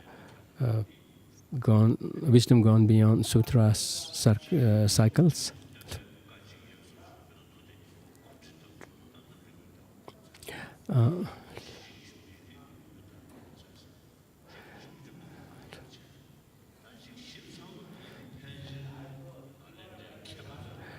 And likewise, the Buddha has also implied to this view, this notion in other sutras, which we may primarily associate with lower tenet schools such as Chittamatra, etc. So the general insight is taught by Buddha himself in many of the sutras.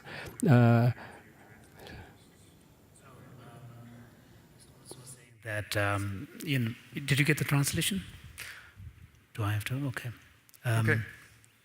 The point His Holiness was making was that in Jay's presentation and in Skishala's, there was a lot of explanation about the way in which historically Buddhist thinkers have thought about the nature of self. And if you look at the various Buddhist positions, all of them have some basis in the Buddha's own words, in a general sense, in a broad sense. But when it comes to the more specifics and details, a lot of these details and specifics seem to have been developed as a result of deep reflection by subsequent Nalanda masters. Not just reflection, but critical reflection, as well as relating what they have discovered to their own personal practice. And through this combination of personal practice and deep insight, these ideas have emerged. So we see, in a sense, kind of a parallel in the Western thought as well, where there is this, as a result of deep thinking, new insights emerge. So which is wonderful. I think both cases, I think in order to use the individual sort of deep sort of thinking, you need something openness, something fixed, then difficult. So I think the scientist or philosopher, say, you utilize some kind of open thinking, then use our sort of intelligence, deeper. So it is really wonderful. So I really admire my longtime friend. Although I know some extent your here inside your knowledge, and of course outside bold that easily to understand, easily see. Now your presentation really, now I've got now deeper understanding what's this person, what this philosopher. Okay, very good. Very good. Wonderful. Thank you so much, Your Holiness.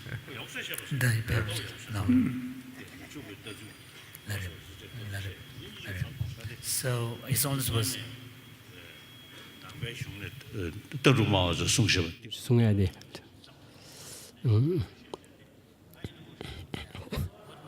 impressive was the way in which you were able to correlate the various moves that we see in the Buddhist philosophical traditions vis-a-vis the nature of self, identity of self, with the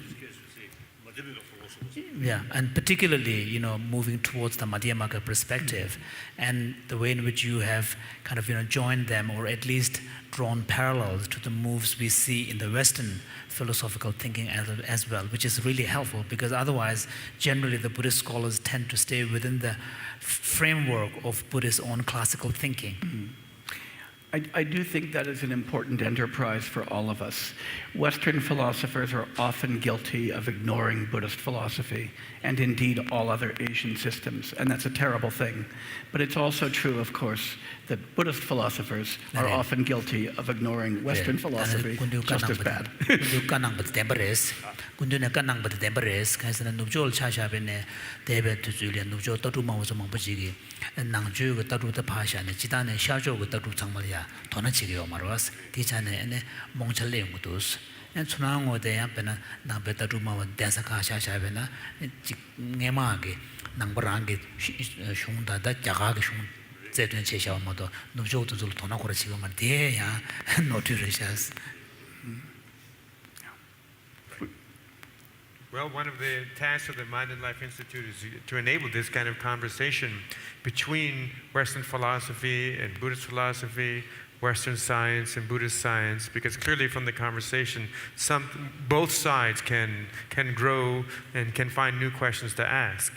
And with these some 15 or so minutes that we have, maybe 20, I want to see perhaps if there are some questions that have emerged among our faculty members this morning. Yes, Vasu. Vasu Reddy, Your Holiness, is going to be presenting this afternoon on some developmental perspectives on self. Do we have? Yes, thank you. This isn't exactly about development, but it comes from your discussion about quantum physics and how quantum physics cannot allow a notion of self at all.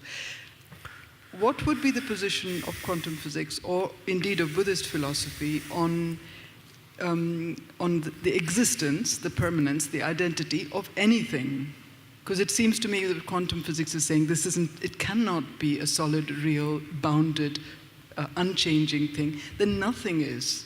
So does that make a difference?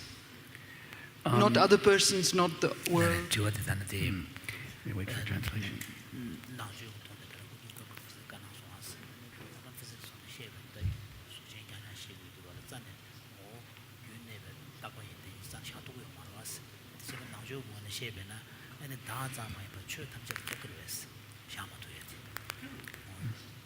Yes. Short answer is. Thank you. Yes. Good. That solves the problem. It's the same. It applies. To comment on that, yes, because the yes is very small. it's a central tenet in Buddhist philosophy of all schools that all compounded phenomena are impermanent. And that really means everything. And that impermanence includes both the gross impermanence, that after a long time everything comes to an end, but also a subtle impermanence, that everything is changing from moment to moment. So that means when we talk about continuing objects, even tables, we recognize that the illusion that they're continuing and permanent is just that. It's an illusion. They're constantly changing, and we're always confusing continua with substantial things. And that was part of the lesson of John's talk yesterday. Now, conventionally, we can ascribe a designated identity, using language, using conceptuality to join the stages of a permanent thing together under a concept and make it useful. So for instance, it's no good to talk about billions of tables succeeding each other one after the other if what we want to do is to leave something on the table for a while. But when we talk about a single enduring table, it's important to remember that our talk is conventional and the underlying reality is impermanent. Similarly, it's very useful to talk about me who have lived for too many years, as an old person who's existed for many years, conventionally. But when we do that, we have to remember that the underlying reality is a continuum of constantly changing phenomena. There's nothing wrong with conventions as long as we remember that they're conventions. The difficulties come when we posit a reality that's deeper than that. And one of the insights of Buddhist psychology, from my point of view, is that we are basically wired for that illusion in the same way that we're wired for the Mueller-Lyer illusion. And the work of Buddhist contemplation is to undo that illusion, because that illusion lies at the root of ego grasping, egoism, attraction, aversion, and the massive suffering. That's how I see it. One sequel to that, which is that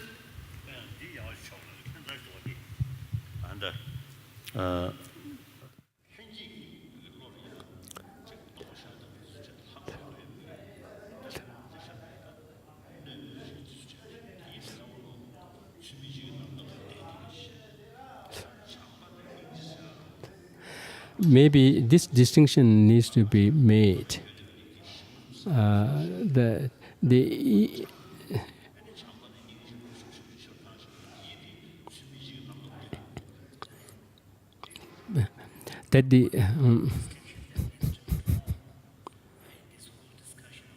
When thought gets involved, we construct reality, attribute properties, and then start emotional reactions based on this, is to make a distinction between a degree of distortion that we bring in. So we can see that within the emotions. For example, when the emotions which are more afflictive, such as greed, anger, and so on, these arising of these emotions requires much higher level of distortion, attribution of certain properties to the object. Whereas if you look at other emotions which are more constructive, like love, kindness, compassion, and so on, although there is a construction, but the distortion isn't that, so that kind of distinction needs to be drawn. Furthermore, you see, on the seed of sort of natural sorority, biological factor, affection, love, biological factor, is it there? This is some sort of relations with this fundamental ignorance. But then, that day as a seed, then use awareness, reasons, the affection, how wonderful, the anger is how bad. So analyze now these long-term sort of the pros and cons. Then through training, used on basis of reasoning, wisdom, the affection, compassion can further develop. That part not based on ignorance. That is the big differences. So this understanding is the weapon to oppose this destructive emotion, not constructive emotion. For constructive emotion, this understanding actually strengthens. I'm going to turn us, if I can, I'm going to move us into it. But these the justice is Buddhist sort of to Buddhist. You know, one time one my sort of Christian friend, they Kaza, Father Wayne, Brother now John, no longer. Brother Wayne Tisdale. Wonderful Christian practitioner, wonderful. We often discuss about, you see, practice of tolerance or forgiveness, these things. These are common practice. Yes. Then we also discuss how to develop single-pointed mind. This also, you see, can, I think ancient Christian tradition, you see, such things are there. Then one day he asked me about shunyata. Then I told him, emptiness. This is not your business. This is Buddhist business. Emptiness. Maybe, but Your Holiness, I'm going to turn us to Richie Davidson, who had a question. And we actually have two other faculty members. We'll see if we can get through them all. But we're going to have time for more conversation this afternoon, too. So, Richie, please. Neuroscientists make a distinction between two kinds of fundamental knowledge, declarative knowledge and procedural knowledge. Declarative knowledge is knowing about things, and procedural knowledge is embodied knowledge. It's skill learning is procedural knowledge. Your Holiness, you brought up the issue of whether quantum physicists, based on their understanding, may have a decrease in afflictive emotions. I don't know any evidence, and to be honest, Your Holiness, I'm skeptical. I don't know any data to suggest that quantum physicists are any more emotionally balanced than any other academic discipline, and most academic disciplines are not so balanced in the first place. I think, see, your skepticism is actually not yet sort of start to investigation. So your word is too early. But the question is this. So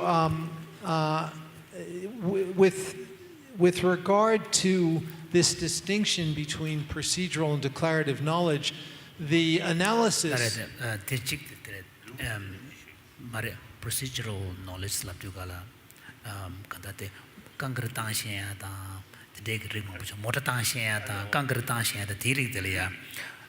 procedural knowledge the chikti theta the kola ko yutu chene shen jorba telya declarative knowledge the yutu chene lo yutu chene shen rechita the susu combatant the degatone shen rechik cheni. So the kind of philosophical analysis that Jay led us through is a wonderful example of declarative knowledge, a deep analysis of the roots of the confusion.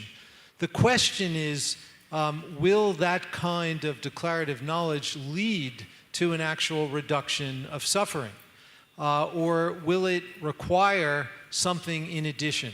And so when the Buddhist philosophers engage in reasoning, it's also reasoning that is coupled with contemplation. And so I just wonder, Your Holiness, if you can comment on the kind of optimal integrative wisdom that may be necessary to really cut through the illusion to achieve real insight. Because it seems from everything we know so far, at least from a scientific perspective, declarative knowledge won't be enough. It'll provide understanding, but it won't provide real transformation.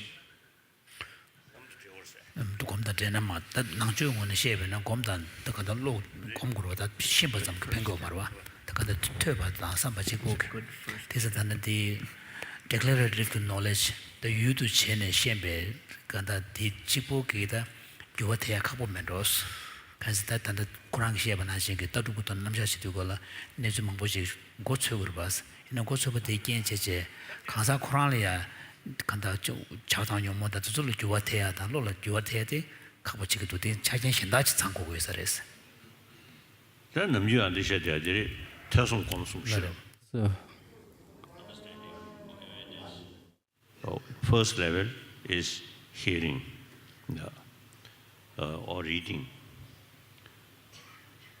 Then that awareness, you see, further sort of analyze by yourself, not depend on books or other sort of the lecture or prescription.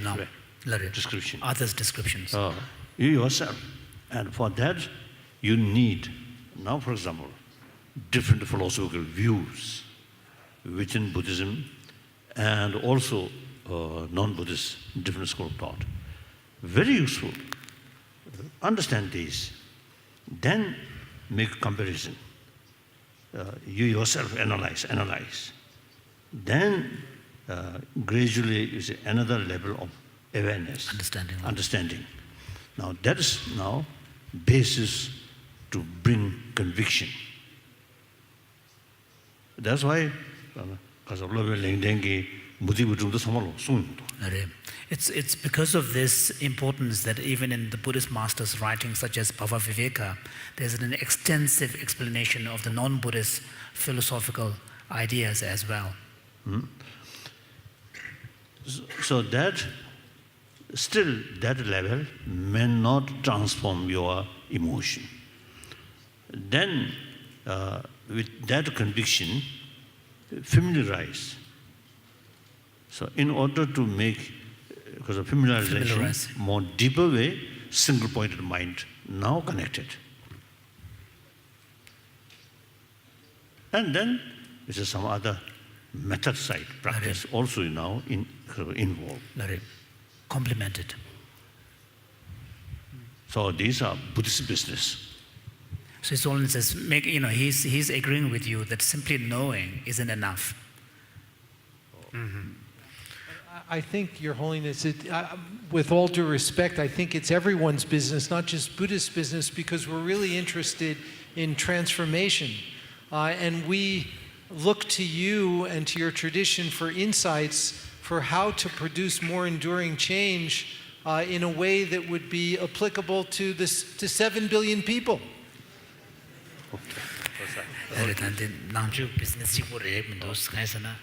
I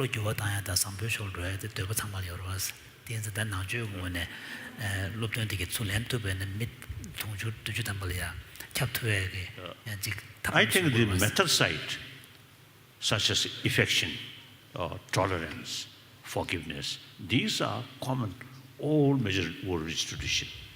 Only difference is a philosophical field. So I believe all major world tradition have more or less same potential to bring inner peace and create peaceful family, peaceful world. Provided, I think, including Buddhist, once we accept sort of one's own religion, should be very sincere and very serious. That religion remain lip service. Then sometimes causing more problem. I think, thank you, Your Holiness. We have time for one more question, I think. And I believe that's Carol who's in the queue there, if you would. Can we get Carol a mic? And it looks like Lara may have to go in the afternoon, but go ahead, Carol. Hello? Yeah, it's on. So I have a question for both of you, because you very nicely deconstructed the self and said that there is no innate ground for self. You then turned around and said we have an innate grasping of self. That is a weird position, which then also doesn't take into account the role of context. So one of the things I'd like to ask both of you is your perception of the role of context. If a baby was born into a world of mothers and others who do not believe in a self, do you think they would come to grasp and believe in self? 단한테 쿠란게 간다 리포탄제 간다 다 매버디 줍제 하고 거서스 안디 초동 제베가 이네 렌제기 다 짐벨로게 데 참말 렌제기 요르신 랍송스 다들 라베는 다들 고유 깨지 총마소스 근데 보고 충중이야 통만대 지도걸이 안디 밤에니 고다 되게 돈에 디 차론제도 걸라네 ngajenglo lamsa kege orwes rashing lege tanjid. Well, I guess I've been instructed to go first. I think that there is nothing weird or intention about demonstrating that there is no self, but nonetheless an instinct for self-grasping.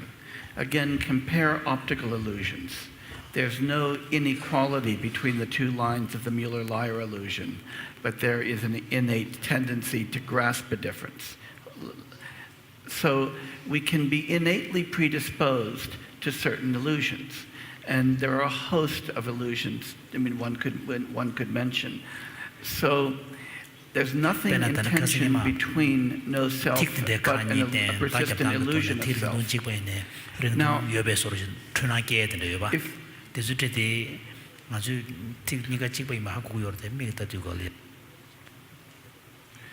I think indeed many mothers in their interaction with babies are totally selfless.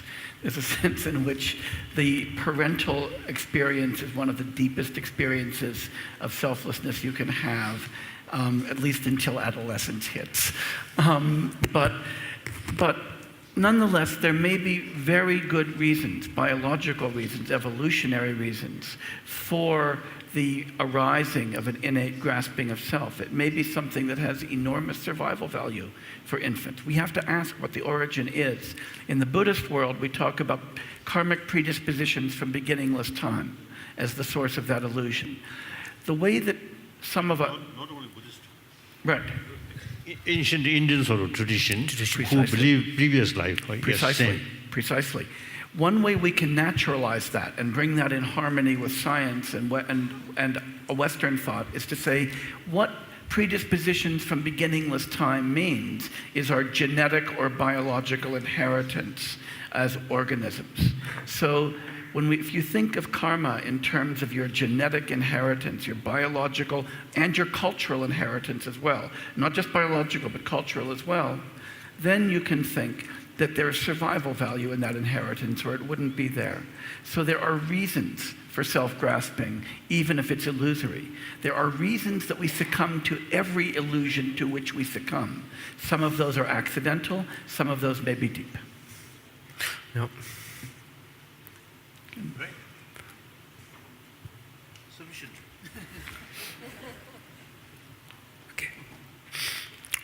All right, Your Holiness, thank you very much. And thank you, everyone, for a very stimulating conversation. We look forward to seeing you all back here after lunch at 1 p.m.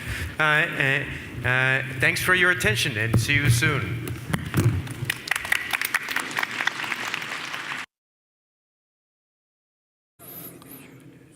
However, in the teachings of the Buddha, the way to move about in cultivating such a notion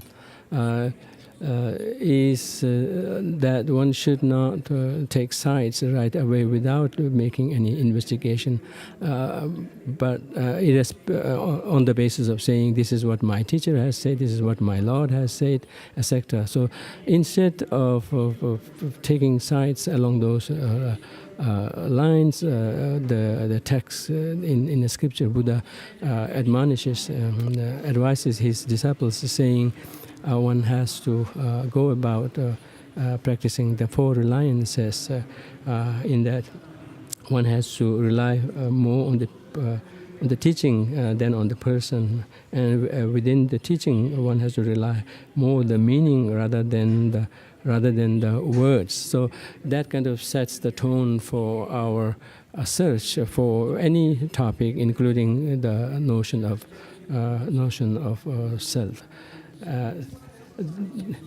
Unless and until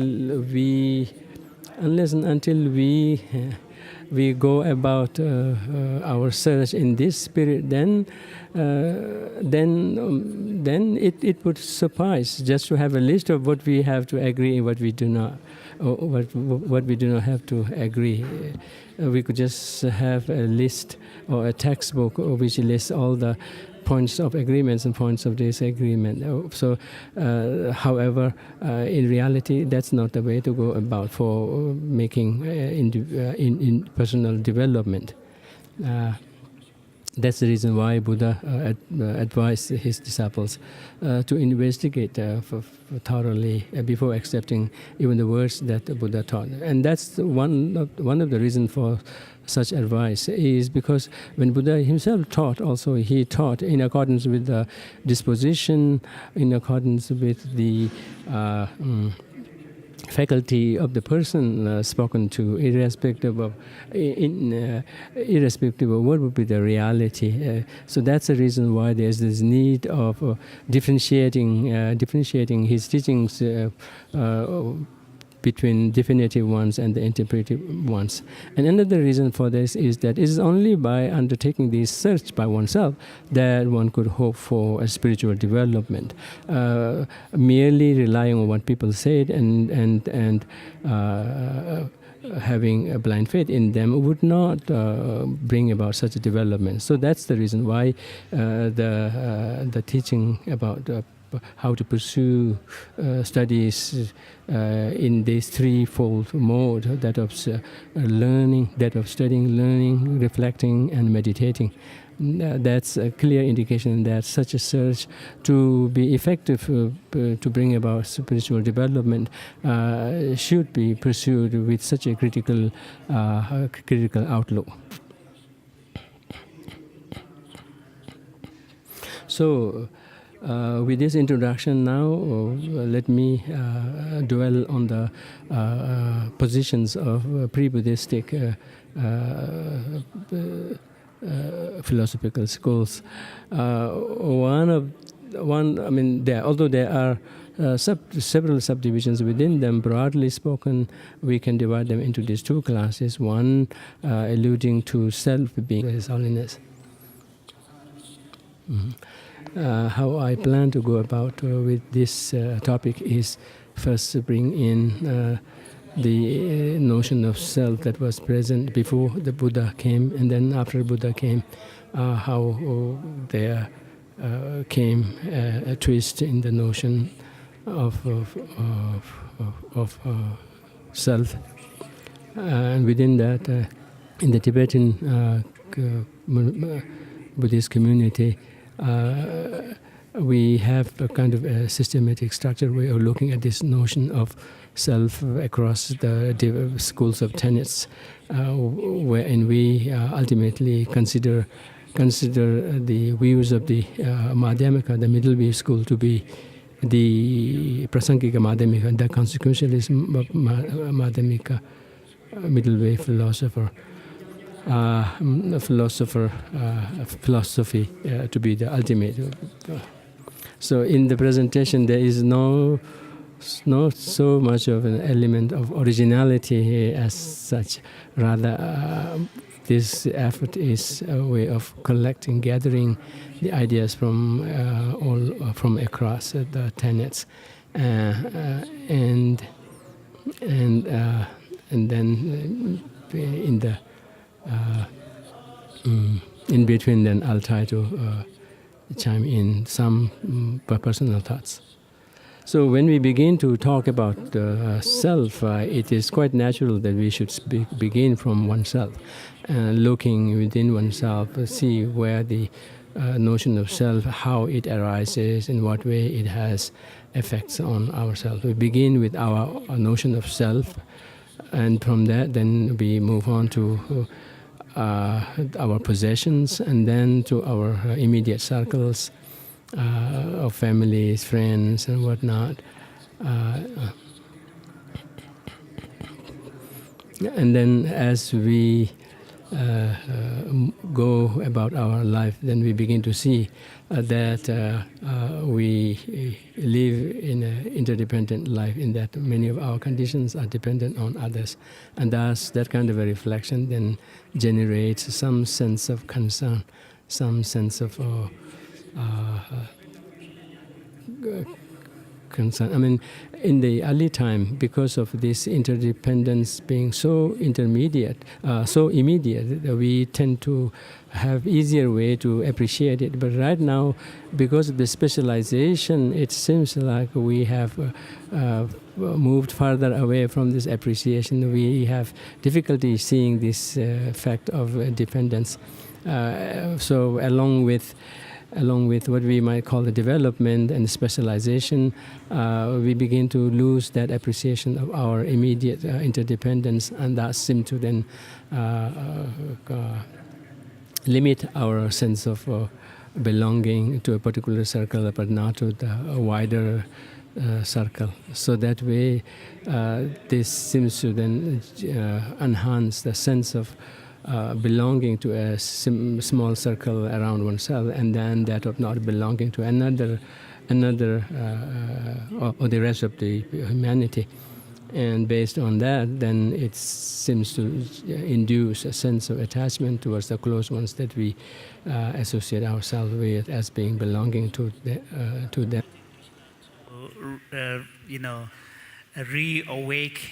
Awaken in himself the spirit of that young scholar and student at the debating courtyard, who may be differential at the beginning, but once the debate begins, wraps his shawl around and then scream and shout. And so, regardless of whoever's around. So that's the spirit we need. Even historically, you see, historically, the one occasion, the serious debate, you see, planned with some very sort of famous non-Buddhist scholar who come to, who sent a message, I will come to Nalanda to debate with Buddhist master. So at that time, the Nalanda's sort of masters, they a little bit hesitate whether we can debate that famous non-Buddhist scholar.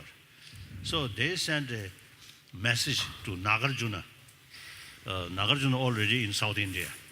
So then Nagarjuna said, oh, not necessary. I go. Instead of me, my student Arya Deva, you can go. You can defeat that. Then before that, the Nagarjuna tried to test his student, Arya Deva. Then his student, as a student, very much devoted. But at the time for debate start, then he burst, and you see a lot of sort of argument with his own teacher. So before our session, you see, Kishila, like other sort of Kasoda, Tibetan Buddhist monk, you see, very much respect me. But when they start debate, my own sort of experience, the 1958, 59, my final examination, you see, before they stand, they are very differential. Very much. Once they stand, then I think generally they really debater, really found to bring some fear in the other person. Jadi kuku di shuchigri de shugu zabangone jadi ni pet lubu chaza ya gerbi tone ani nyamchimbi ton sebutena ngres. Gishi Jitabgala has begun his presentation by showering words of praise to His Holiness, also to the Ganden throne holder, who happens to be not in presence right now, and all the scholars from the Buddhist and Western circle. My greetings to you all. Good morning to all. The theme of my presentation is on the notion of self. I'm a little worried that whatever I have prepared might not be conveyed, might not be put across because of the fear and the sense of embarrassment I face in present, and then sense of distance,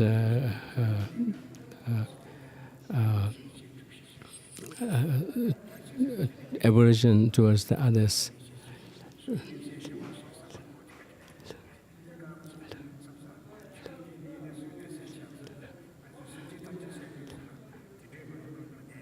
So that's how over the period of time we have seen how along with the development trend that we have that we have experienced, that we have been experienced, that we begin to experience, how that trend of development seems to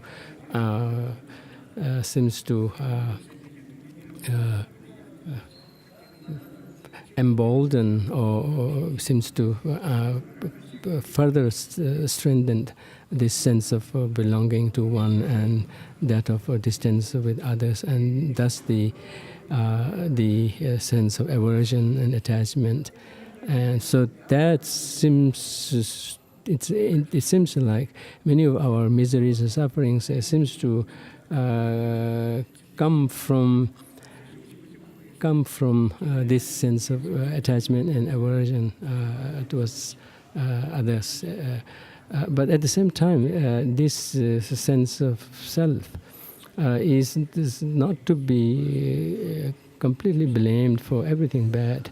It is also a reason for generating good qualities within us. There is even a reference in the scriptures where it says that the sense of self, the notion of self, is the very support for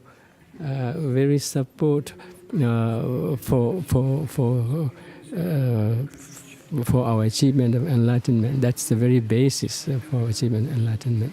So that is,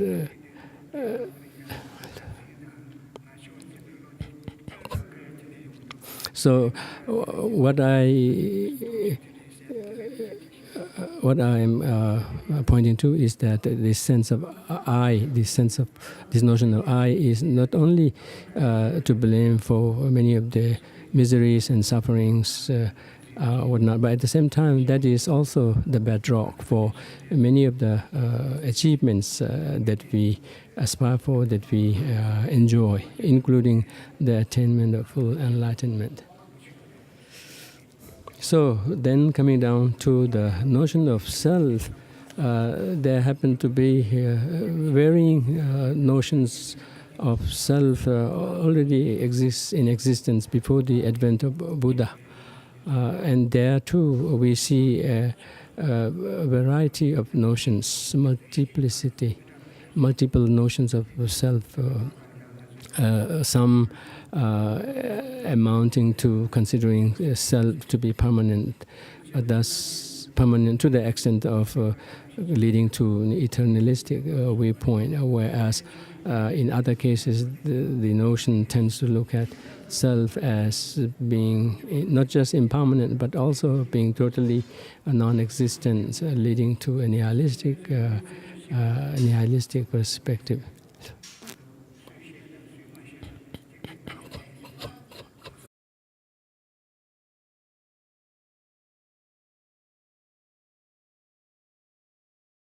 I would like to welcome you all back, and especially Your Holiness, to this third day of the 30th Dialogue of the Mind and Life Institute. We've been talking about perception, concepts, and today we talk about the self. We've heard a lot about the Buddhist approaches both to perception and to concepts, and also about scientific approaches. And what we're going to try to do today is tie the notions of perception and concepts into the notions of self, And in order to do that, what we will begin with is some philosophical analyses of self to help us understand what we mean by self. We'll begin in the morning with that philosophical presentation, both from Buddhism and from Western philosophy. And then we will move on in the afternoon to a presentation from the standpoint of human development. This evening, we will also then have a dialogue on self and self-concepts that starts at 7 p.m. between some younger monastics and some younger scientists. So we have a whole day of self, or maybe it'll be a whole day of no self. I don't know. We'll see. A bad Buddhist joke, I apologize. So I'd like to begin by introducing someone who needs no introduction to you, Your Holiness, and that's Professor Geshe Tabke. Professor Tabke became a monk when he was 13 years old, and he studied at Drepon Losling Monastery in Tibet itself, where he received his highest monastic degree, the Geshe Sarampa degree. He eventually came into exile and eventually became a professor first in Leh, Ladakh, but then he moved to the Central University of Tibetan Studies in Sarnath, Varanasi, where he became a professor of Mula Shastra, of the primary texts of the tradition. And it's actually where I also met him there in Sarnath, Varanasi, when I was doing my own doctoral research. And I'm happy to say that I received instruction from him on various topics. Professor Tabke will be followed by Jay Garfield, who will talk about the self from the standpoint not just of Buddhist philosophy, but also from the standpoint of Western philosophy. And as it turns out, Jay Garfield also was at Sarnath, Varanasi, and also studied with Geshe Tabke. So Jay and I have the pleasure of hearing our own teacher today speak about self from the standpoint of Buddhist perspective. So Geshe-la, if you will, I'd like to point out to the audience that you will be able to, that Geshe-la will present his talk in Tibetan, and you can listen to his talk through the translation on the radio transmitter. So Geshe-la, Tuji-che-la, daso. Amjo de koya de ko le. Tatanda tene inji yuriya de ani concept